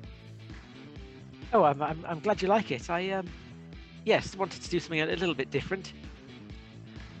Hell yeah, I love it. You're like my own personal little sexy cowboy. Oh my! She Yeehaw!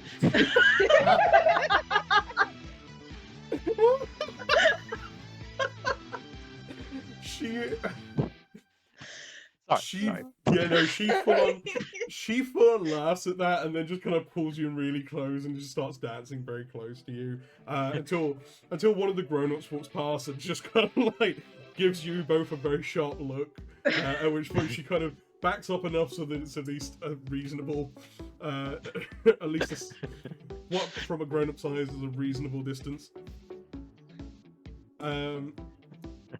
Kitty, you arrive there with Ben. You give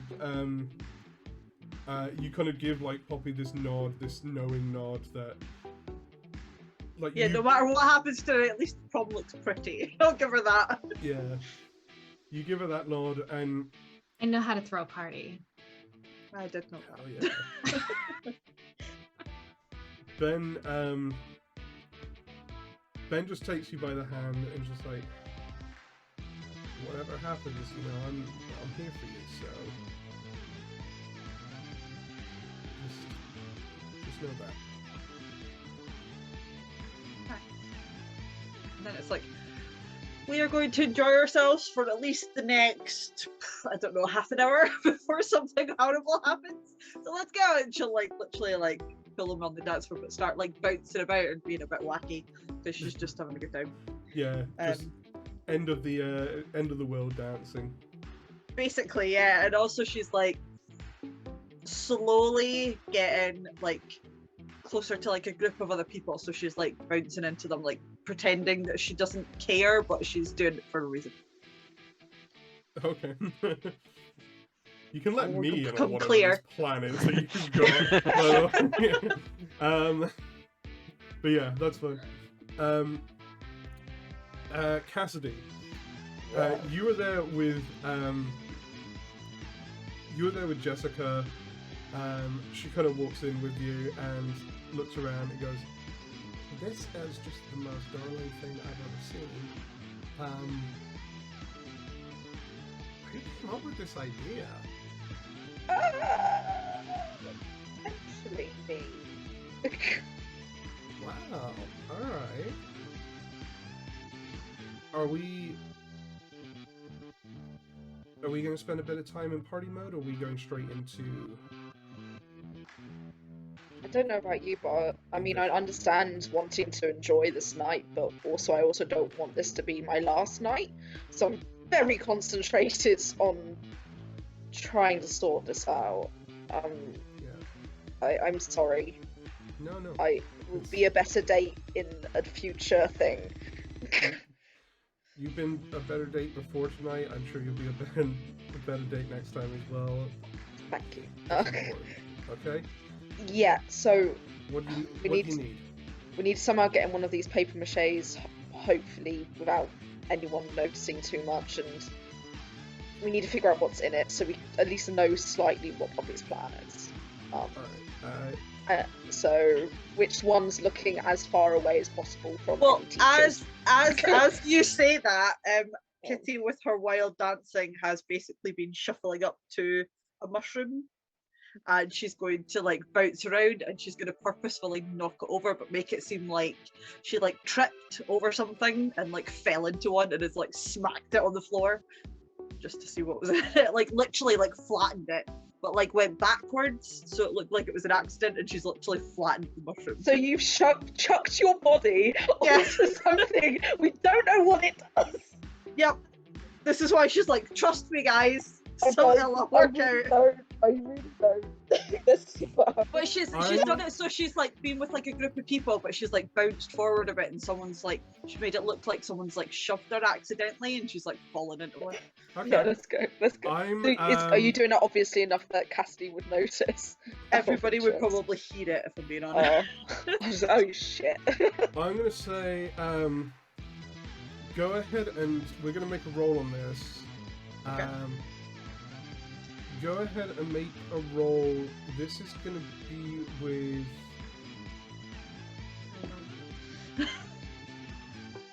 I'm gonna say this is gonna be a cold roll Oh no. to try and keep your cool as you are doing something very dangerous, potentially quite scary. And what it like. when this happens, it could definitely trigger something. So I want Kitty to make a roll to try and keep her cool in this situation. Okay, good vibes. That, yeah. Oh, I got 12, so that's an 11. Because I've got a -1 in cold. Amazing. Okay then. Excellent. She's gonna genuinely make it look like it was a proper accident. Like that's why she was like towards a crowd of people. She's like bouncing about like people that she kind of knows and she does sort of sporty stuff with. So she's like, yeah, the woo things and then jumping about. She imagines like most people probably had a few pre-drinks before they got to prom, because obviously. Okay. So she's been like hyping them up a bit and then bouncing about and then made it seem like someone's accidentally shoved her and then she's like fallen into it. You dance across the floor wildly and slam into one of the papier-mâché mushrooms that's against the wall, and the mushroom comes crashing down onto the floor and you land on top of it, crushing part of it. And from inside, you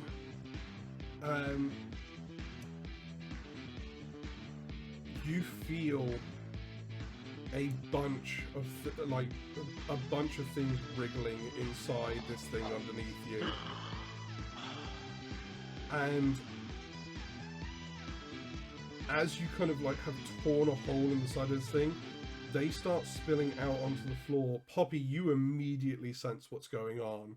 I will tell the chaperones to lock the doors. Immediately, with a snap of Poppy's fingers, all of the doors slam shut and are locked. Standing in front of one is Mr. Lillard. Then in front of another is Mr. Lillard and Poppy's mother.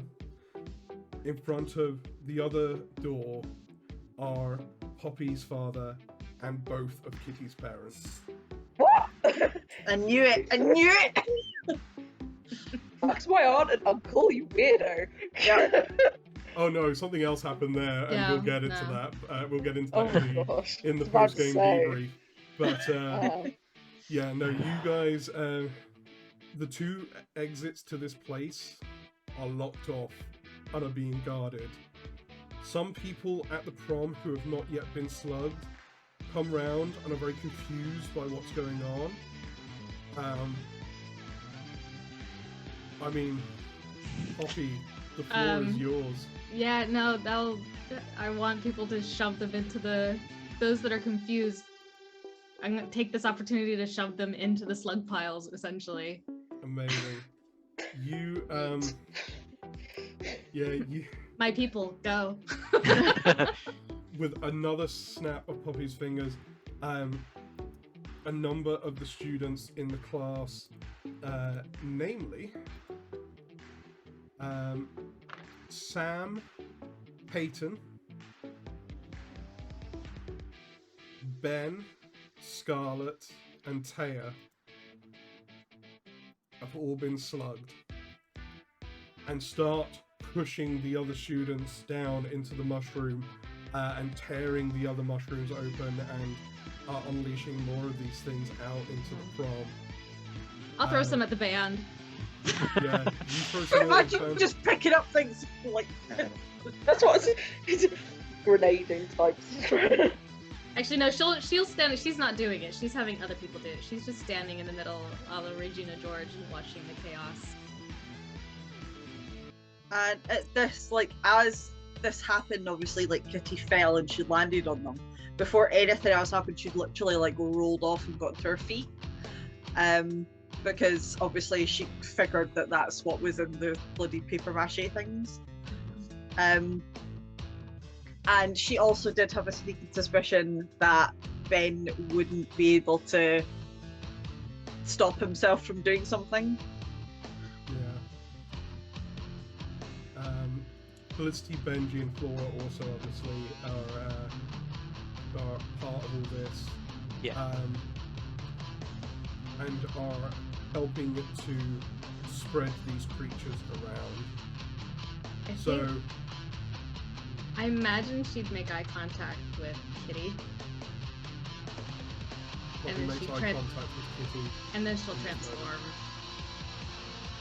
I didn't quite expect that. Yeah, wait, what? Transform into what?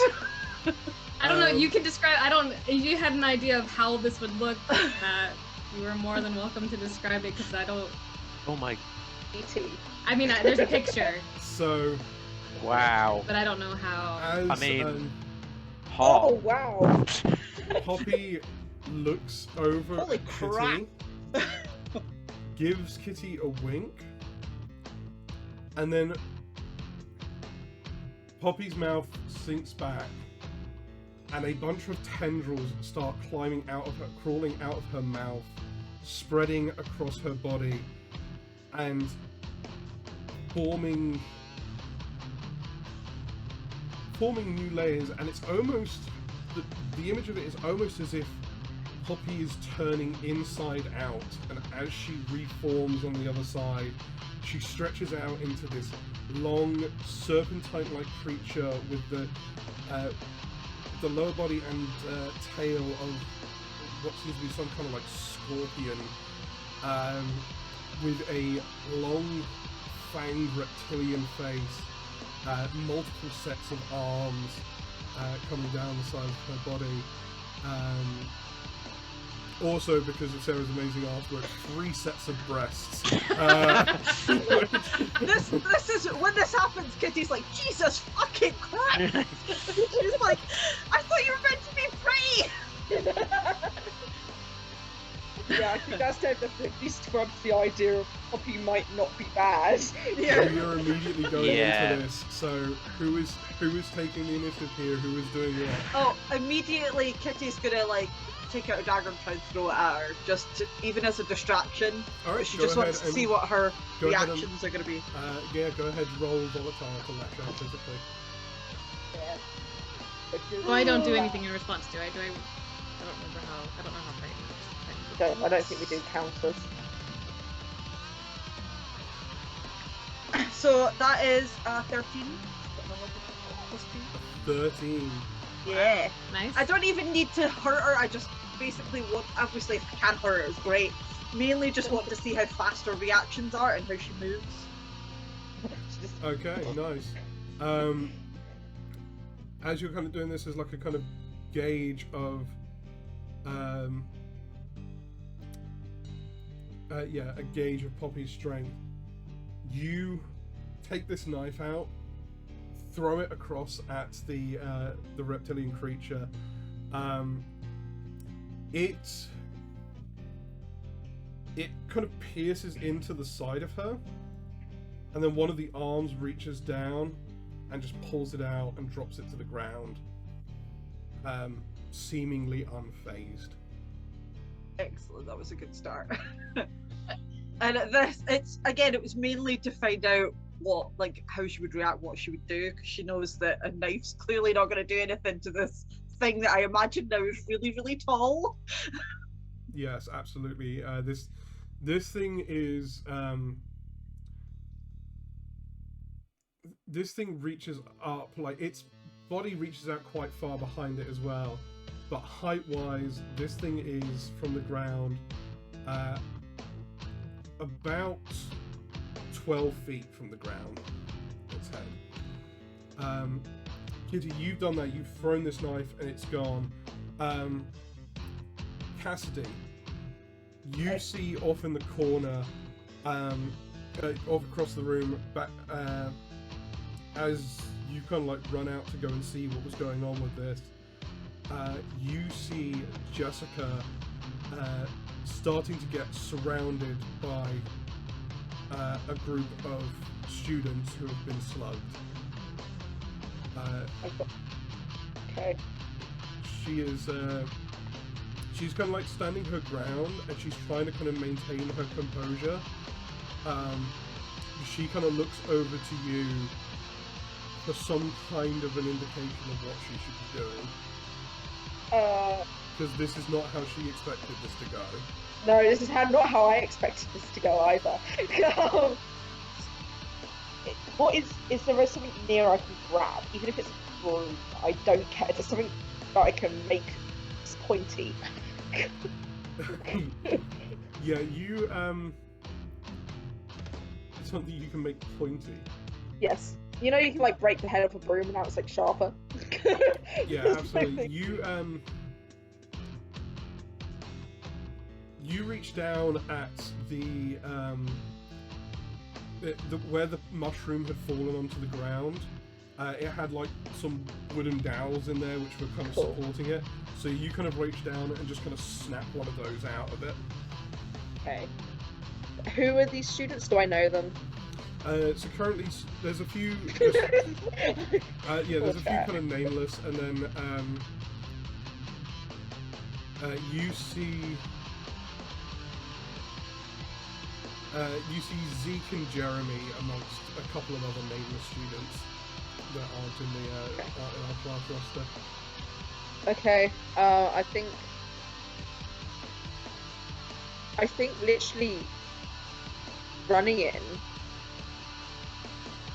and just kind of going, just not to actually like literally stab him, but trying to stab him away, and like try and tell Jessica we need to make a high pitched noise and it will kill these things. Okay. You rush on over to you rush on over to these guys and start just kind of swinging at them with this sharp stick and say this to Jessica. Can I dash over to Kitty? Sorry, what was that? I want to grab Kitty. Okay. You go to grab Kitty. Go ahead, and this is going to be a roll with volatile. Yes. With your thing, I'll say. If that thing comes running towards me, Kitty's probably going to freak and turn into a werewolf. To be fair, I was contemplating turning into a werewolf, so you won't be the only weird-looking one. That's an 11. Oh god. An 11. You lunge forward and you grab onto Kitty, and you, you with like multiple arms grab onto Kitty. Yeah. I'm gonna put her in the pile of slugs. No! I will be freaking the fuck out. I'll be like trying to like bite her face or something, and then like hurling insults at her. Amazing. I don't know what sort of insult is gonna, bother Poppy at this Fuck you, stage, ugly but fucker. she's gonna try. I knew you were only pretty on the outside. Kitty, you are You're like, being. your dress is hideous. Yeah. What's with the triple boobs? She's gonna be like, what? Okay. Kitty, you are being forced down into a pile of slugs. Cassidy, you are over at the side with Jessica, trying to kind of just fend people off, and you feel a set of hands grab your arms and pin them to your side, and you look over your shoulder, seeing Kitty's dad stood behind you, holding you, trying to hold you still. Get the fuck off! Nigel, all Yes. this chaos is unfolding around you. Yep. You know everything that the girls know at this point. Felicity has not looked back at you since she started pushing students into the slug pile. And you stand there with your friend Kitty being pushed down into a pile of slugs, with your friend Cassidy being apprehended by her own legal guardian whilst being accosted by other students. Poppy has turned into a horrific monster, and no one has looked at you. Uh-oh. You look down at your body, Not now. and you have become completely invisible. Unnoticeable. Yep. No one can see you, or feel you, or hear your voice. I mean, that's a pretty However, good thing right now. You can still affect inanimate objects. Yeah. But it is your only avenue of communication. Well, I feel like though, as Poppy sort of grabbed Kitty and she's like screeching because she just clearly doesn't want to go into a pile of slugs and it's this big thing and she's here, and she'll just be like, Nigel, the plan, Nigel! Like not even knowing where he is and just being like, yeah, this thing. Like, you don't need to be screaming this.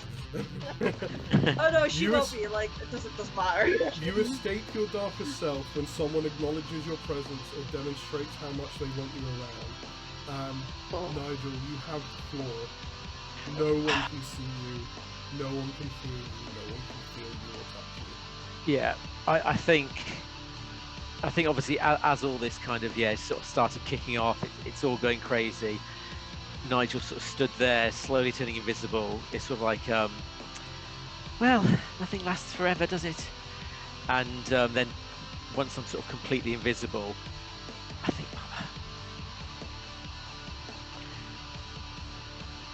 I think he was probably amazed that this ridiculous high-pitched noise plan worked in the first place. Seeing Poppy now, I don't believe he thinks this is going to be any kind of a solution to what we're now facing. But I guess with nothing else immediately coming to mind, or maybe even as a distraction, he will move over to wherever the band setup is, grab a microphone, make sure it's turned up to 11, and hold, jam it next to the speaker and try and create some feedback. And I guess see what happens and hope that it works. You turn the sensitivity on the microphone right up, you turn the speaker right up, set the microphone down in front of the speaker, and with just the little bit of background noise from this absolute storm of chaos that has taken the prom, Poppy, you start to hear this high-pitched frequency, this very high sound coming from the speakers. In the immediate moment, it isn't having an effect, but you know what happens when this happens. So, I ask what Poppy does in this moment, as she has a split second to do something. Probably run over to the speaker equipment and tear it apart. Okay. I would say go ahead and roll volatile. Can I try and do anything to stop her from doing that? Because obviously I'm in pain too, but I know that this might be our only chance to at least slow her down. Also go ahead and roll volatile. Is there another speaker and microphone that Nigel can be moving over towards, seeing that Poppy's going for this one? He's going for all of as much equipment as she can. 13. 13. I got a 4. Oh no. I rolled a 6 and a 5. I haven't touched the dice. I don't know if there you go. Oh, You each shut it for a trust- second. We trust you, don't worry. Yeah. Yeah. Anyway. I rolled Don't a trust 2 and I've got 2 in volatile, so I can her. For the, anyone who... That's point of XP. Might be a bit late if For I anyone die. at home, What do my strings do? hang on. So, yes, you do still have strings on each other. So, for anyone who's at home who's just a bit confused by that, I've spoken to Sarah about this previously. We made a ruling that when Poppy turned into her true self, that her hot stat and her volatile stat would switch. Because that made sense. Yeah. You're not hot anymore. No. What do you mean? She's got 4 sets of breasts. Oh yeah, there's another one at the top there. You can There is, you can but see yeah, that. Yeah. Yeah. It's like all the pips. Okay. All the boobies. Poppy is tearing apart the bandstand, knocking the microphone away from the speaker. I'm going for the cables. You're just ripping cables out left, right, and center. Nigel, you are trying to sneak in another microphone to create a new feedback. Kitty and Cassidy, you guys have strings. You guys have the option of your darkest selves.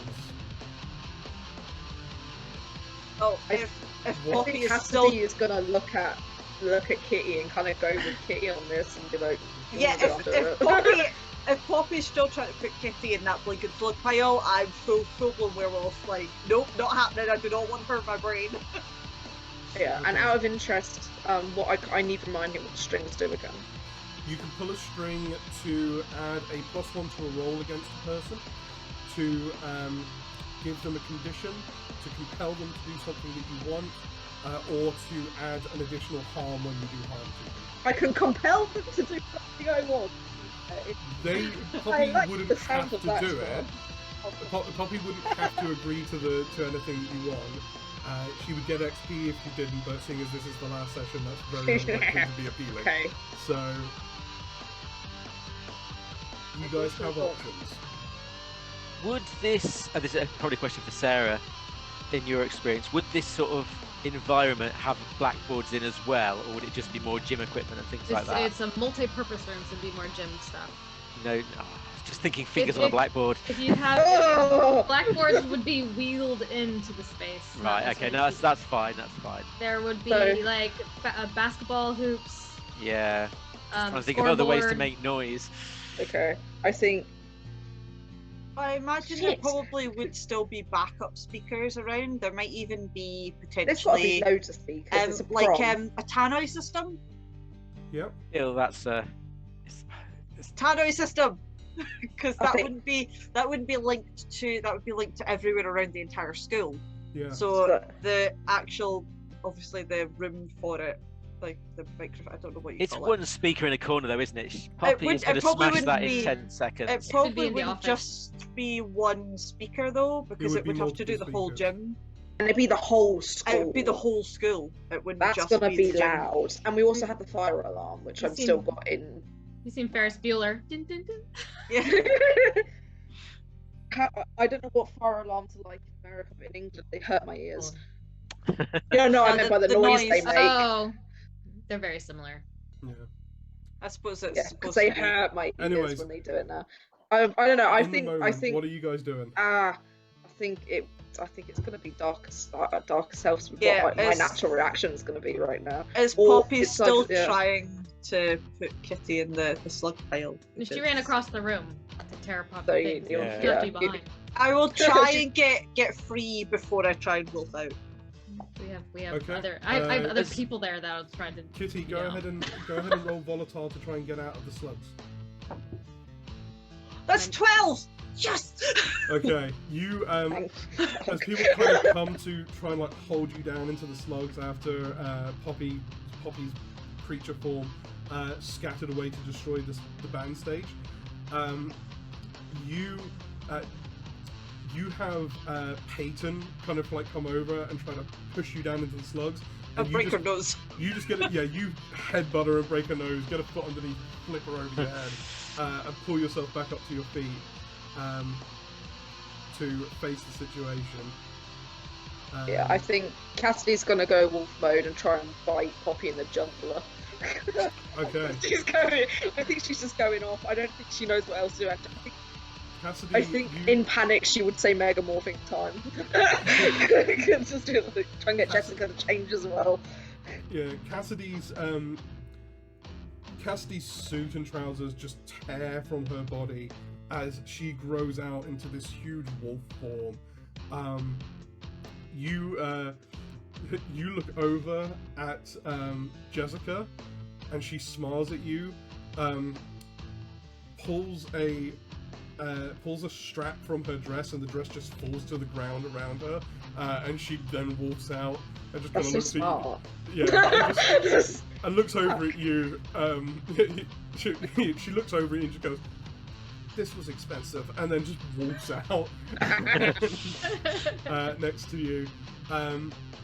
You both charge the stage where Poppy is. Go ahead and make a roll with volatile. You can take a +1 because Jessica is helping you. Cool. Can I also get a +1 by using the string?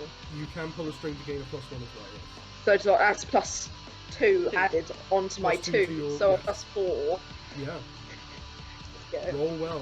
What you Yeah. get, Sex? Just don't roll it a 1. Got 13. 13. Yes. You charge forward and attack Poppy's form on the stage. Bite a Poppy, boob. Poppy, you take 2 harms from being attacked by someone in their darkest self. Yeah. As Cassidy and you see Cassidy and her date both turn into wolf-like creatures, charge at you, and just start wrestling with you on top of this stage, trying to keep you from doing any more damage. We'll try to break one of their necks. Alright, go ahead and make a roll with Volatile.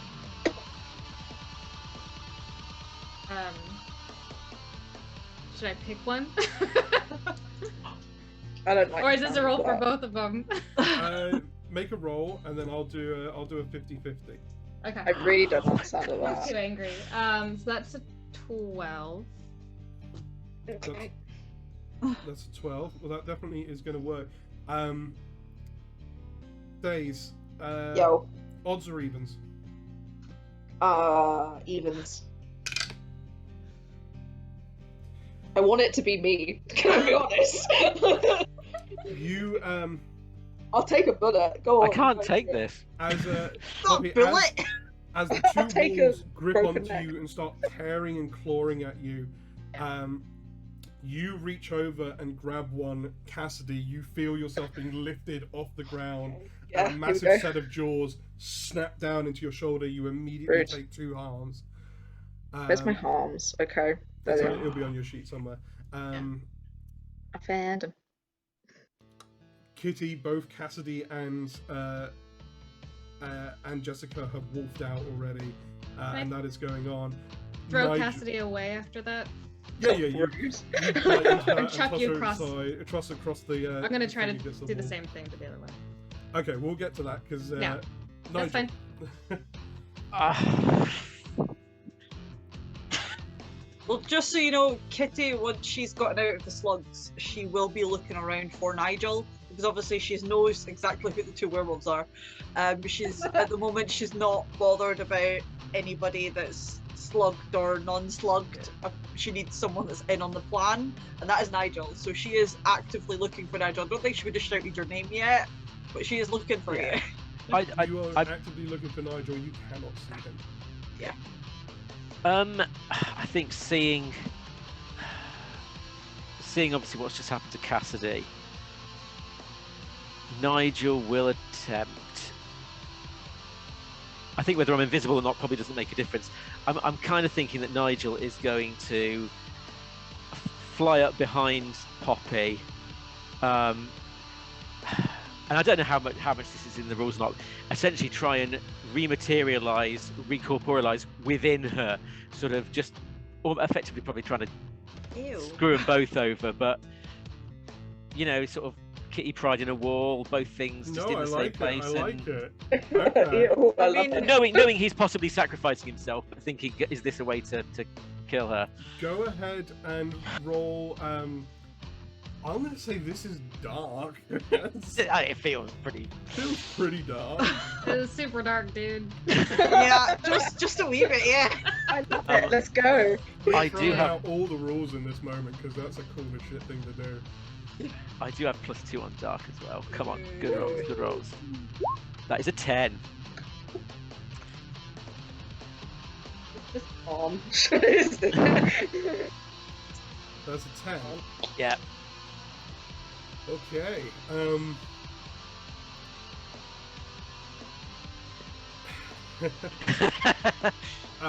Poppy, you had reached down, grabbed Cassidy, bitten into her, and thrown her against the wall. You turn to go for the other wolf, and as you reach down to grab at her, Yeah.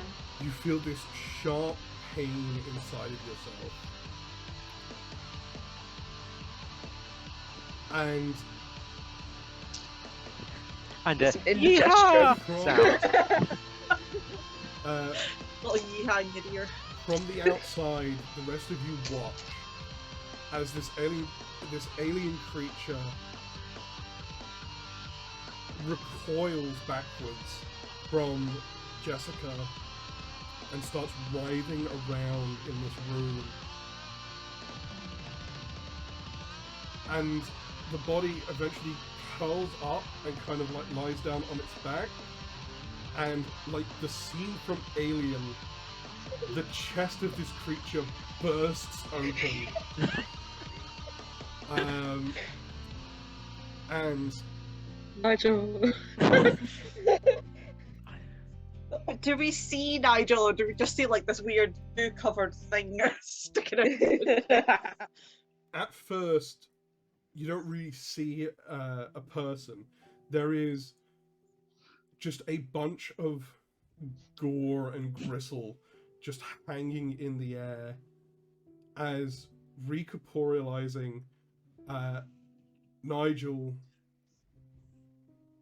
stands in the middle of the dance floor, this creature lying in pieces on the ground, and in Nigel's arms is the unconscious shape of Poppy. Damn it!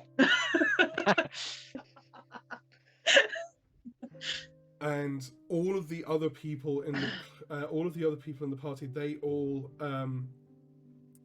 they all grab their heads and kind of like cry out in pain before dropping to the ground.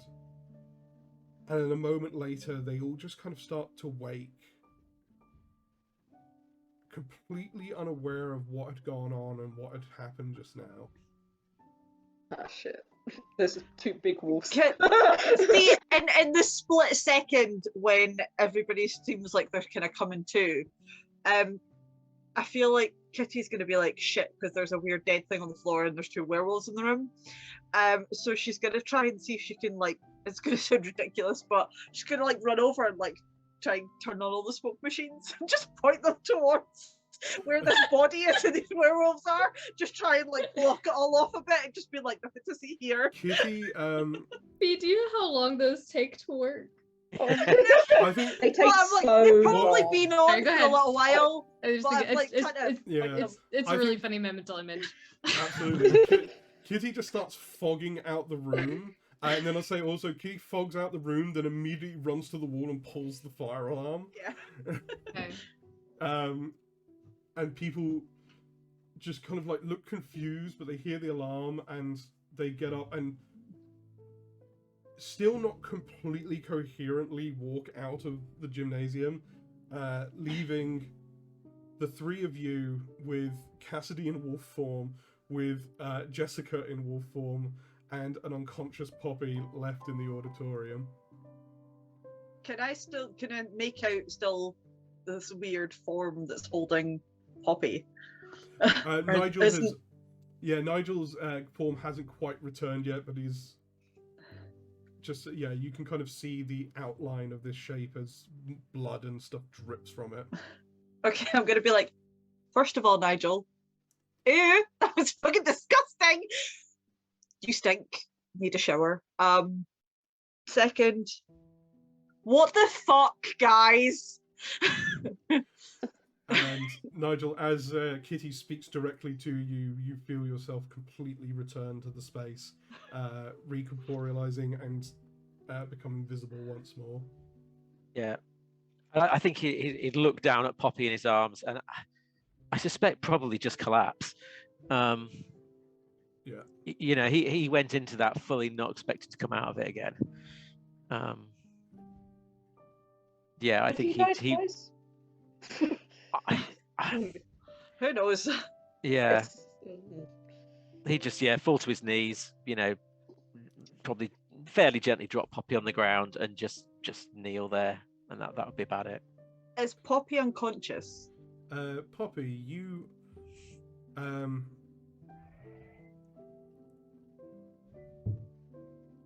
as if from a strange dream.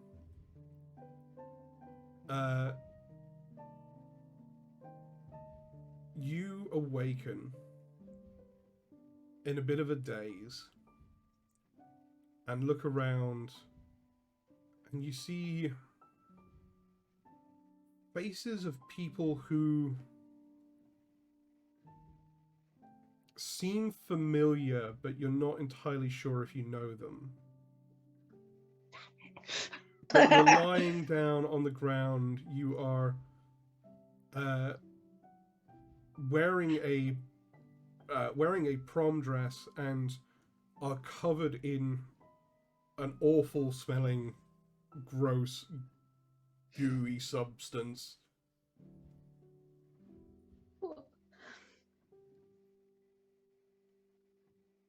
What's ew. This is when Kitty's like, what's happening? I'm just gonna be like, Cam, I know all seems like, yeah, just deep breath, maybe not in through your nose.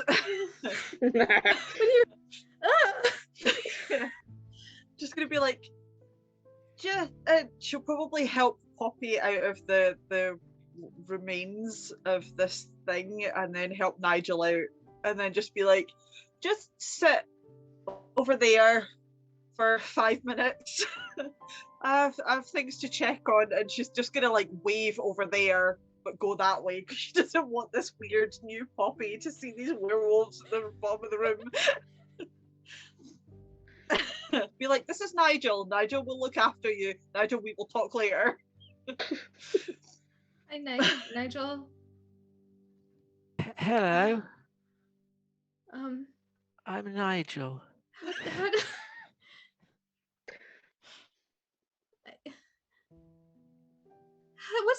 how did I get here?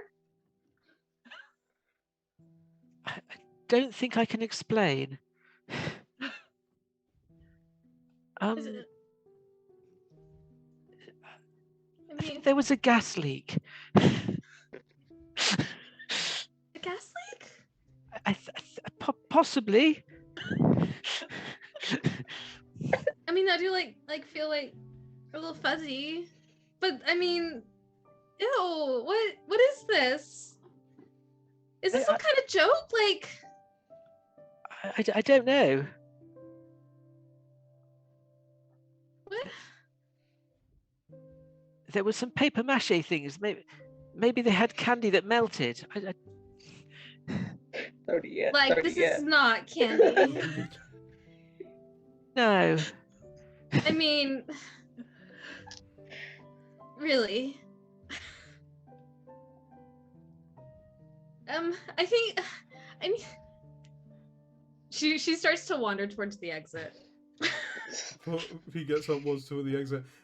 Cassidy, you and Jessica kind of see this scene starting to happen, and both look at each other with this knowing look that it's probably for the best that you two aren't seen in this state. And you guys take off and kind of like head out one of the side doors of the school. Yeah, I think Kitty away probably from would where everyone have else is. pushed, like basically just kind of gone, pointed to the door that's far away, like basically got them to trail through the school so that they're not going to accidentally run into anybody. We're just going to point, just point. You just hear Cassie go, "Oh." And I'm like, just go. And then I'll like pick up Jessica's dress Yeah. because I feel like she'd want me to. Expensive. But like my Oh, dress so you is all like ripped and Jessica, stuff. so you're nice. Like, I'd kick your arse as you ran past me. Yeah, you guys head off and just kind of like head out into the woods for the night to stay out of It's sight fun. and away from people. And make a very the following morning make a very daredevil attempt to get back home whilst naked in the woods. we know that didn't go well for Cassidy. You don't even have to Yeah. question that.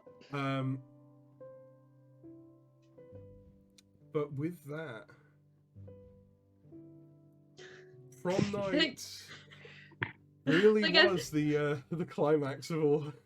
I feel like as we're like leaving, if Nigel's walking with her and they're talking, she's like, I really like your accent. This is what end there. That's too perfect. That's too perfect. End. What I would also like to put just a little cliff note is as things were kind of getting a bit heated and as everybody was heading towards the fire exits, Kitty sort of accidentally on purpose broke one of Benji's arms and one of his legs, so he will just as revenge because he's a footballer, he'd never be able to play again. Oh my Like a god. quite nasty break. Wow. Just for Nigel's sake. Oh no. Wow. I can never play football again. How did that happen? oh no! There's things happened and other people got hurt because a few people got their noses broken. Karma. Okay. Yeah, so sad. Several weeks later, graduation happens. The graduating class of 90 whatever all go up to accept their high school diplomas. Poppy, as the time went on, some of this stuff started to come back to you. You at least had a sense of not being in control, but having some memory of what you were doing during this period of blackout.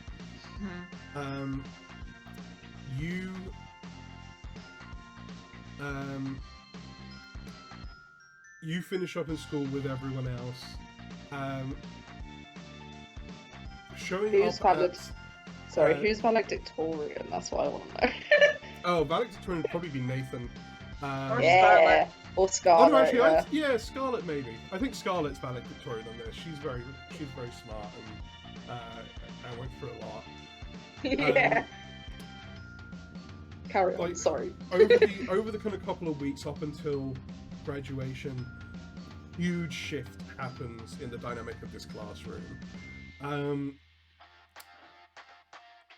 Everyone has this weird kind of consensus that there must have been a gas leak at the prom and everyone just kind of hallucinated and passed out. And you guys are like quick to jump on that and go, yeah, that's exactly what happened.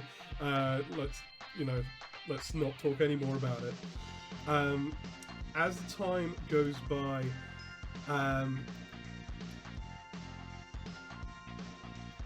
Jeremy is his same miserable self.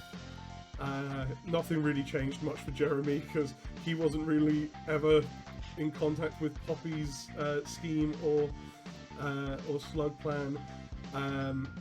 Sam's personality never really shifted when they were with Poppy, but Sam is still kind of back to their old playful self. Has been very active in trying to being nice to everyone as always, but has seemed to be spending quite a bit of time with Poppy as Poppy's dramatic shift following the prom led them to think that there might be something wrong, so they've kind of been there as a bit of a support for Poppy during that time. Peyton is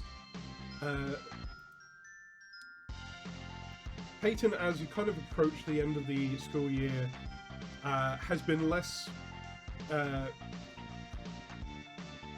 concerned with what people are thinking and saying, and has been openly hanging out with Kitty at school and outside of school. Full on done with the secret friendship thing. She's more than happy to just acknowledge that they're friends. Benji spends the next 2 weeks in a wheelchair. Oh no, I wonder how that happened. Yeah, with a broken leg and a broken arm. Very happy to kind of share this story about like when he was at prom and everyone was panicking and that he was like trying to help people get out and then he fell and that's all he can remember because he has really no recollection of anything. Benji's quietened down a bit. He's calmed down a bit since the prom. He's still a dumb jock. He's still real pig-brained, but he's not quite as mean as he used to be. He is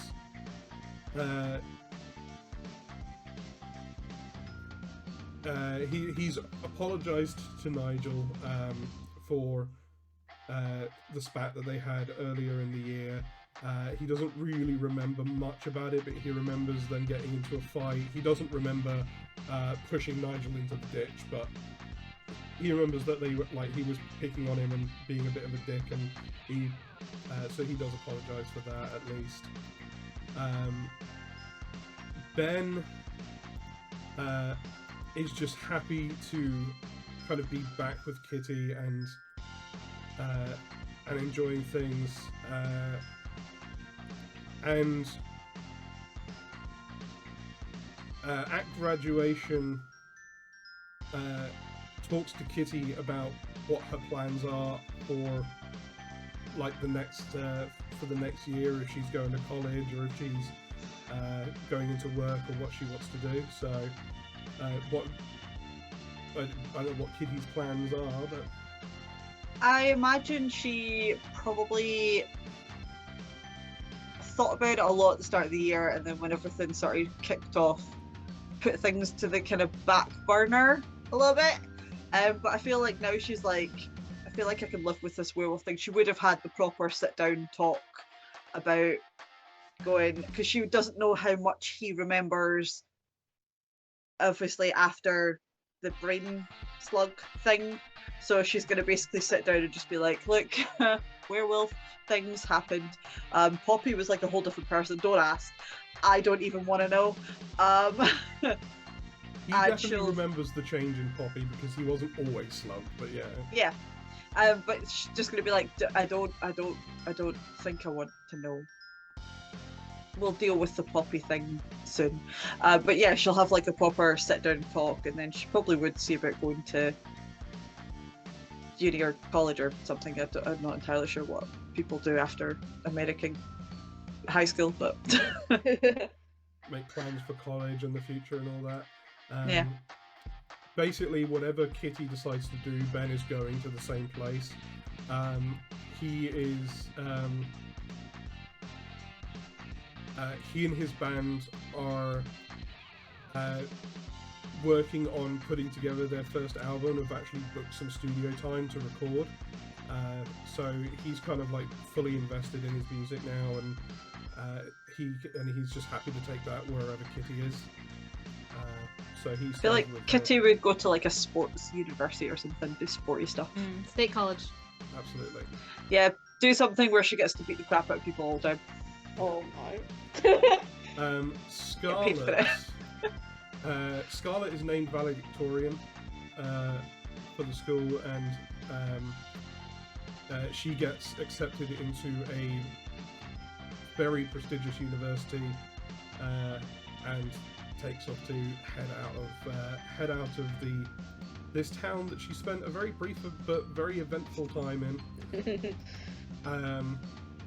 to go and pursue a better future. Flora and Felicity are actively hostile towards each other now. Very much disliking each other in every sense of the word. Yeah.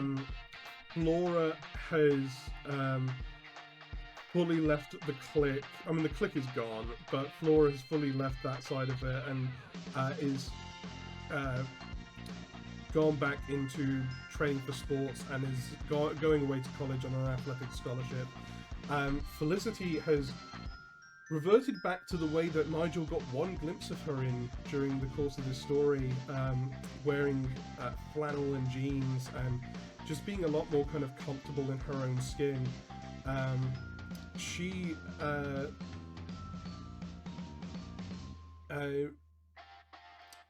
She doesn't fully remember everything that happened, but she remembers enough bits and pieces to know that there was more going on than would be normal.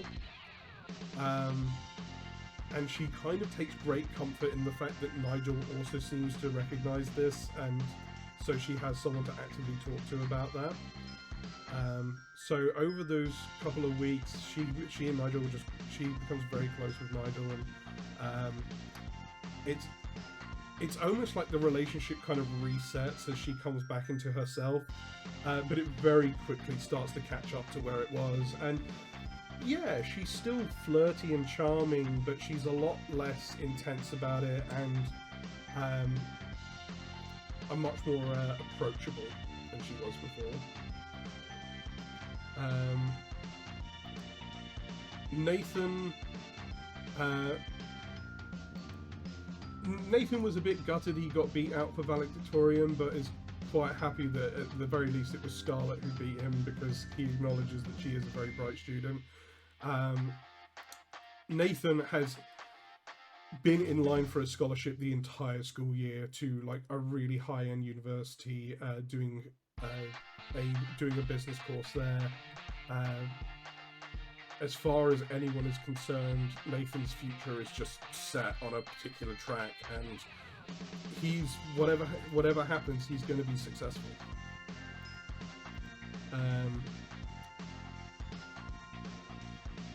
Craig, we didn't really spend much time with Craig, but Craig throughout the last couple of weeks has been taking it upon himself to try and pull as many pranks on students and teachers as he physically can.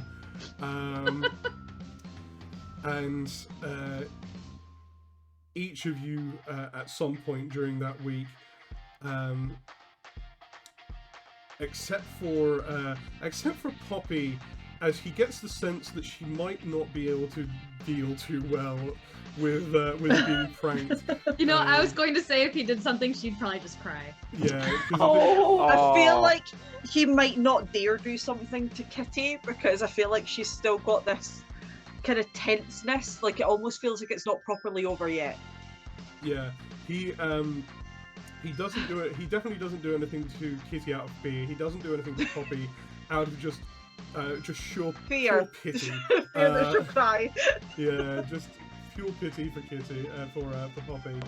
Some of us have rhymes. It really did, yeah, because I got the name wrong. Yeah.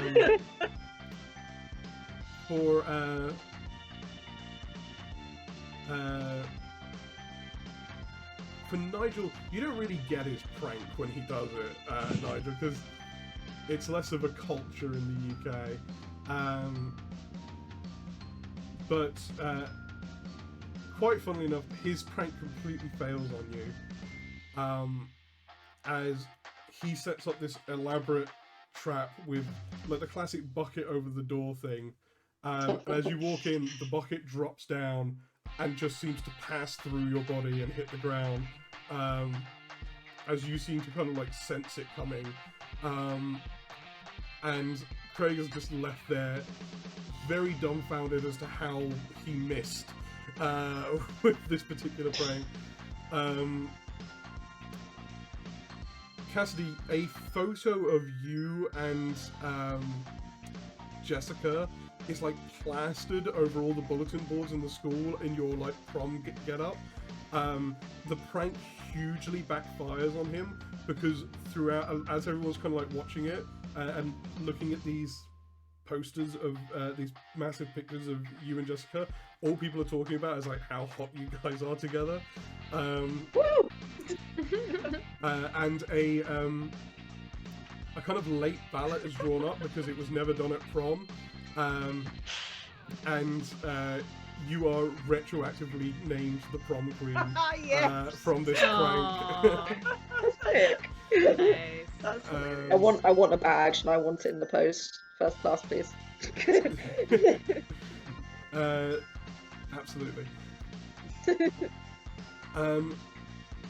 Zeke, after kind of returning back to his sports for the last couple of weeks,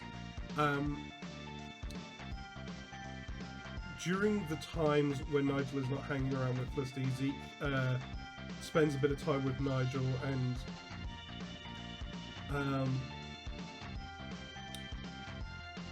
kind of starts to try and make amends for everything that went down before the school started that year, and something he didn't really get a chance to do during the year, but during the semester. But he kind of takes the time to start kind of like paying paying back a bit of a massive debt of that he owes to Nigel. And basically anyone who tries to like tease or pick on Nigel during these last couple of weeks, Zeke is very quick to just step in and shut it down straight away.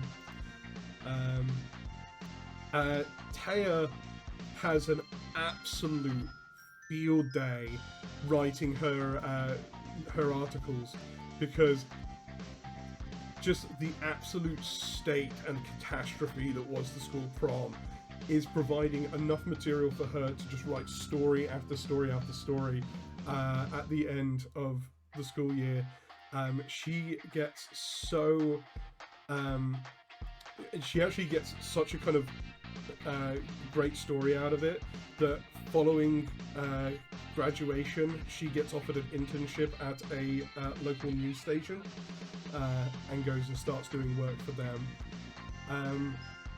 Throughout the last couple of weeks of school and beyond, what is Nigel doing? I think Nigel is, as you've said, he's spending time with Felicity, fully getting into that relationship. I think he would find time to, probably just before graduation, I think pull Kitty to one side as his, I'd like to think their friendship sort of progressed even further.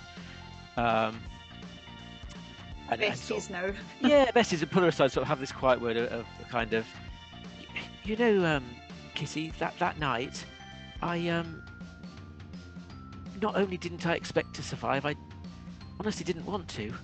I wasn't sure what future I had as I am, and I thought it would just be an easy way out. But I'm really glad that I did survive, and everything's happened for the best. And whatever happens in the future now, let's stay friends and live our best lives. She's just gonna be like, you won't get rid of me that easily, idiot. You weird British person. And she's just gonna be like, I don't think I ever fully thanked you for what you did, not just for the self-sacrificing thing, because stupid, nice, noble person. But she'll be very much like, if you ever need anything at all, no matter where I am, just message me, just get in touch, phone me. And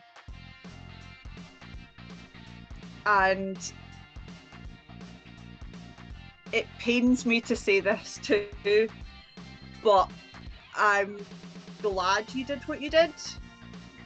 Not just for saving us, but also weirdly for saving Poppy. She's still got a thing because she's trying to wrap her head around the fact that Poppy wasn't actually in control. So she's very much like this she's gonna have a talk with Poppy at some point, and she doesn't really want to, so yeah. And Nigel will be like, oh well, thank you, and going for a hug, and then just to spook you, he'd sort of ghost as he did it, just to pass through you to freak you out, because he knows you love it. Yeah, and then as you do that, she's gonna turn around and smack you over the back of the head, and then she'll kind of shove you a bit and just be like, go get jiggy with your girlfriend, and then be like, tell her I said hi.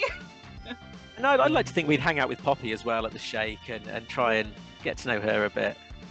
Nice. I don't know if Poppy would, within those few weeks, go down to the shake. No.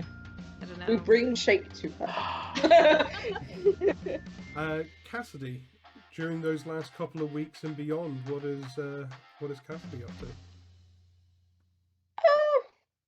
I think she would honestly be like hunkering down to try and get her grades good, because obviously there's been more important things, and I had that suspension, so trying to get that all back up there, and like studying with Jessica. I don't know if Jessica probably would have went back to our hometown after a while. No, though. Jessica's stuck No, around. she's chilling, And she got school. Jessica's a little bit older. She's already graduated. Fair. But I think Cassidy's, Jessica's initial plan was that she was going to ditch town as soon as she had done whatever she felt she needed to do to make it up to you two, But even after everything that went down, she's quite happy with you, so she's sticking around.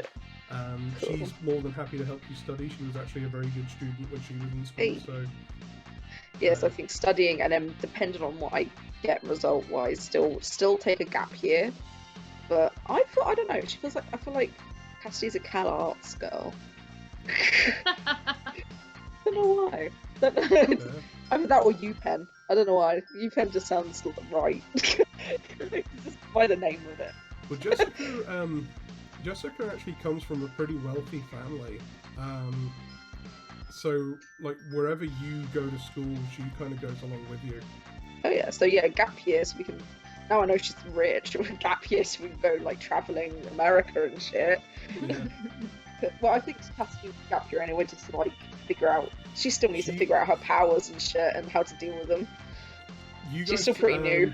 You guys take your gap year, travel around America for a bit, and then she actually pays for you guys to head over to Europe for a bit as well.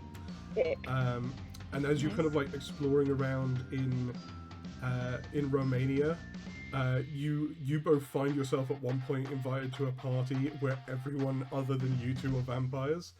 That sounds about right, and that seems like the worst place for werewolves to be. Yeah. And you die. The end. And these vampires like kind of like encroach around you as if prepared to attack you, and then both of you immediately wolf out, and they're just like, oh shit, okay, that was a thing. Yeah, good try, fuckers. So that whole adventure happens as well. Wonderful.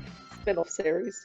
Kitty, last 2 weeks of school and beyond.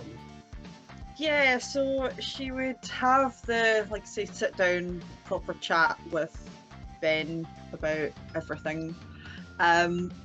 She would probably actually also take, I think, a gap year, but if Ben was doing kind of studio time, she'd probably hang out with him, just kind of try and get their relationship back to obviously like a proper one where there's like no secrets, nothing like that.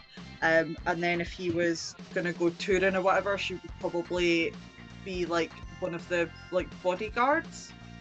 I mean, she's strong enough, she's fit enough for it. Clearly, like, she doesn't have to bother about him sleeping with anybody else, because she would break their arms and legs. She's still very much like a, you know, she probably turns into like a little puppy when it's just like the pair of them, but anybody else, she's like, I will kill you if you do something wrong. She would also have to talk to Poppy, and it would be really difficult because obviously Poppy's not Poppy, but she is. And it would be one of those where she'd probably have to do like, how much do you actually remember? And also, how long would it have taken us to clean up the friggin' gymnasium with the dead things everywhere? I imagine it was it probably took me ages. It was definitely a job and a half to do, to clear out the mess. Essentially, once you were able to clear out the body, like, you probably take the body out, you and Nigel and probably Ben came back in to help take the body out and just like probably just take it out into the woods and bury it somewhere.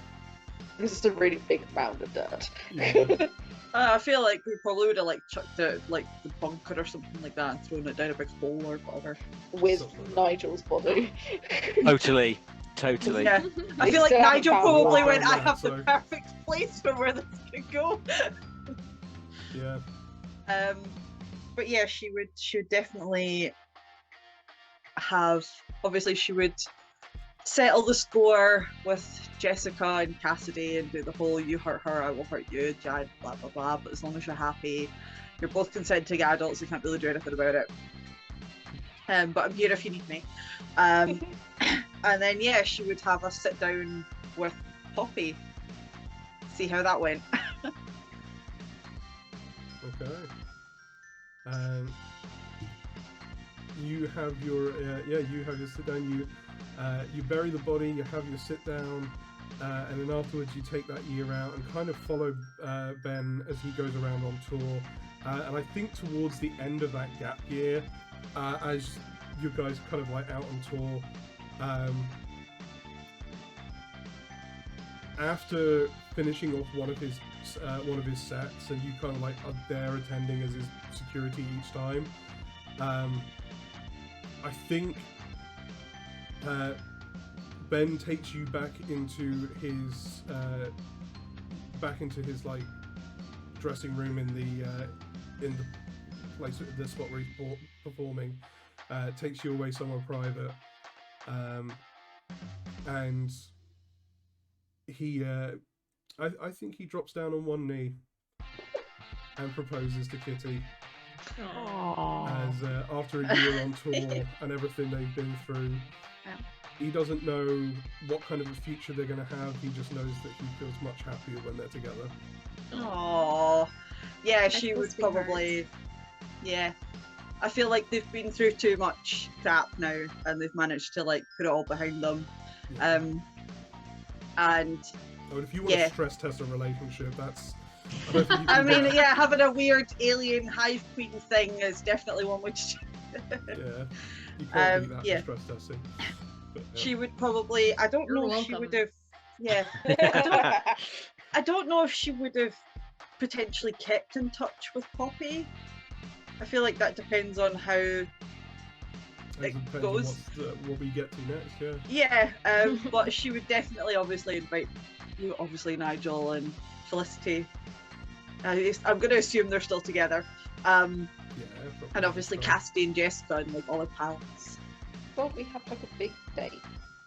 Have a big wedding. It would be like proper, like it would be probably like proper rock wedding. Yeah. Nigel should be maid of yeah. honour, Probably, yeah. I would probably have him be like my maid of honor. Yeah. and I'd be salty. I'd have you in like cowboy outfit. Yeah. Yeah, Just Nigel a shows nod up in the back. cowboy outfit as an inside joke. Yeah. It's an inside joke that no one else at the wedding gets, and a lot of your family think is really insulting. And it's one of those where, yeah, I like helped you pick it out, so you would obviously all comfortable. Sam yeah. Sam's up there in the maid of honor dress, just like fully rocking it, just loving it. Oh yeah. Absolutely. No. Cool. And last but not least, and I guess quite significantly, Poppy, the last couple of weeks of school and beyond for Poppy. I think she would not be at school for at least that first week after prom. Fair. I want to know what happened to Mom. So as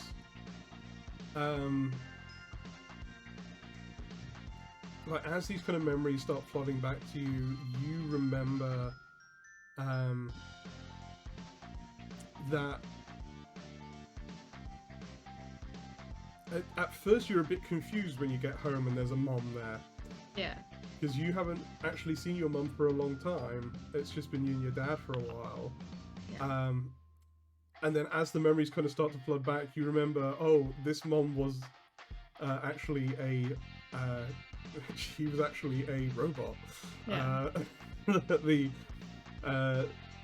the alien had constructed as a kind of like basically to be a house servant, but to act as the mom when out in public and when other people were around. But yeah, this whole time Poppy's mom has been a machine. Yeah. So I think She's the Gerda my Zim. the thing with Poppy's mum robot is Yeah. the way that she's been programmed is to respond to this form. Yeah. So she's still, for the first week as your memories and that are coming back, she's still acting like your mom, and it's very, very confusing for you.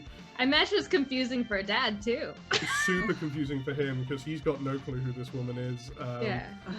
But I guess after like you kind of start to remember who she is and what she is, it's up to Poppy what happens to her. She could Like, I mean, I guess kind of cool to have a robot, but kind of weird too because she's like a robot, right? Yeah. It's super weird. I think she would leave it to ask her dad what he would want to do. You Um, wouldn't want to make that kind of decision. He he's super confused at first, And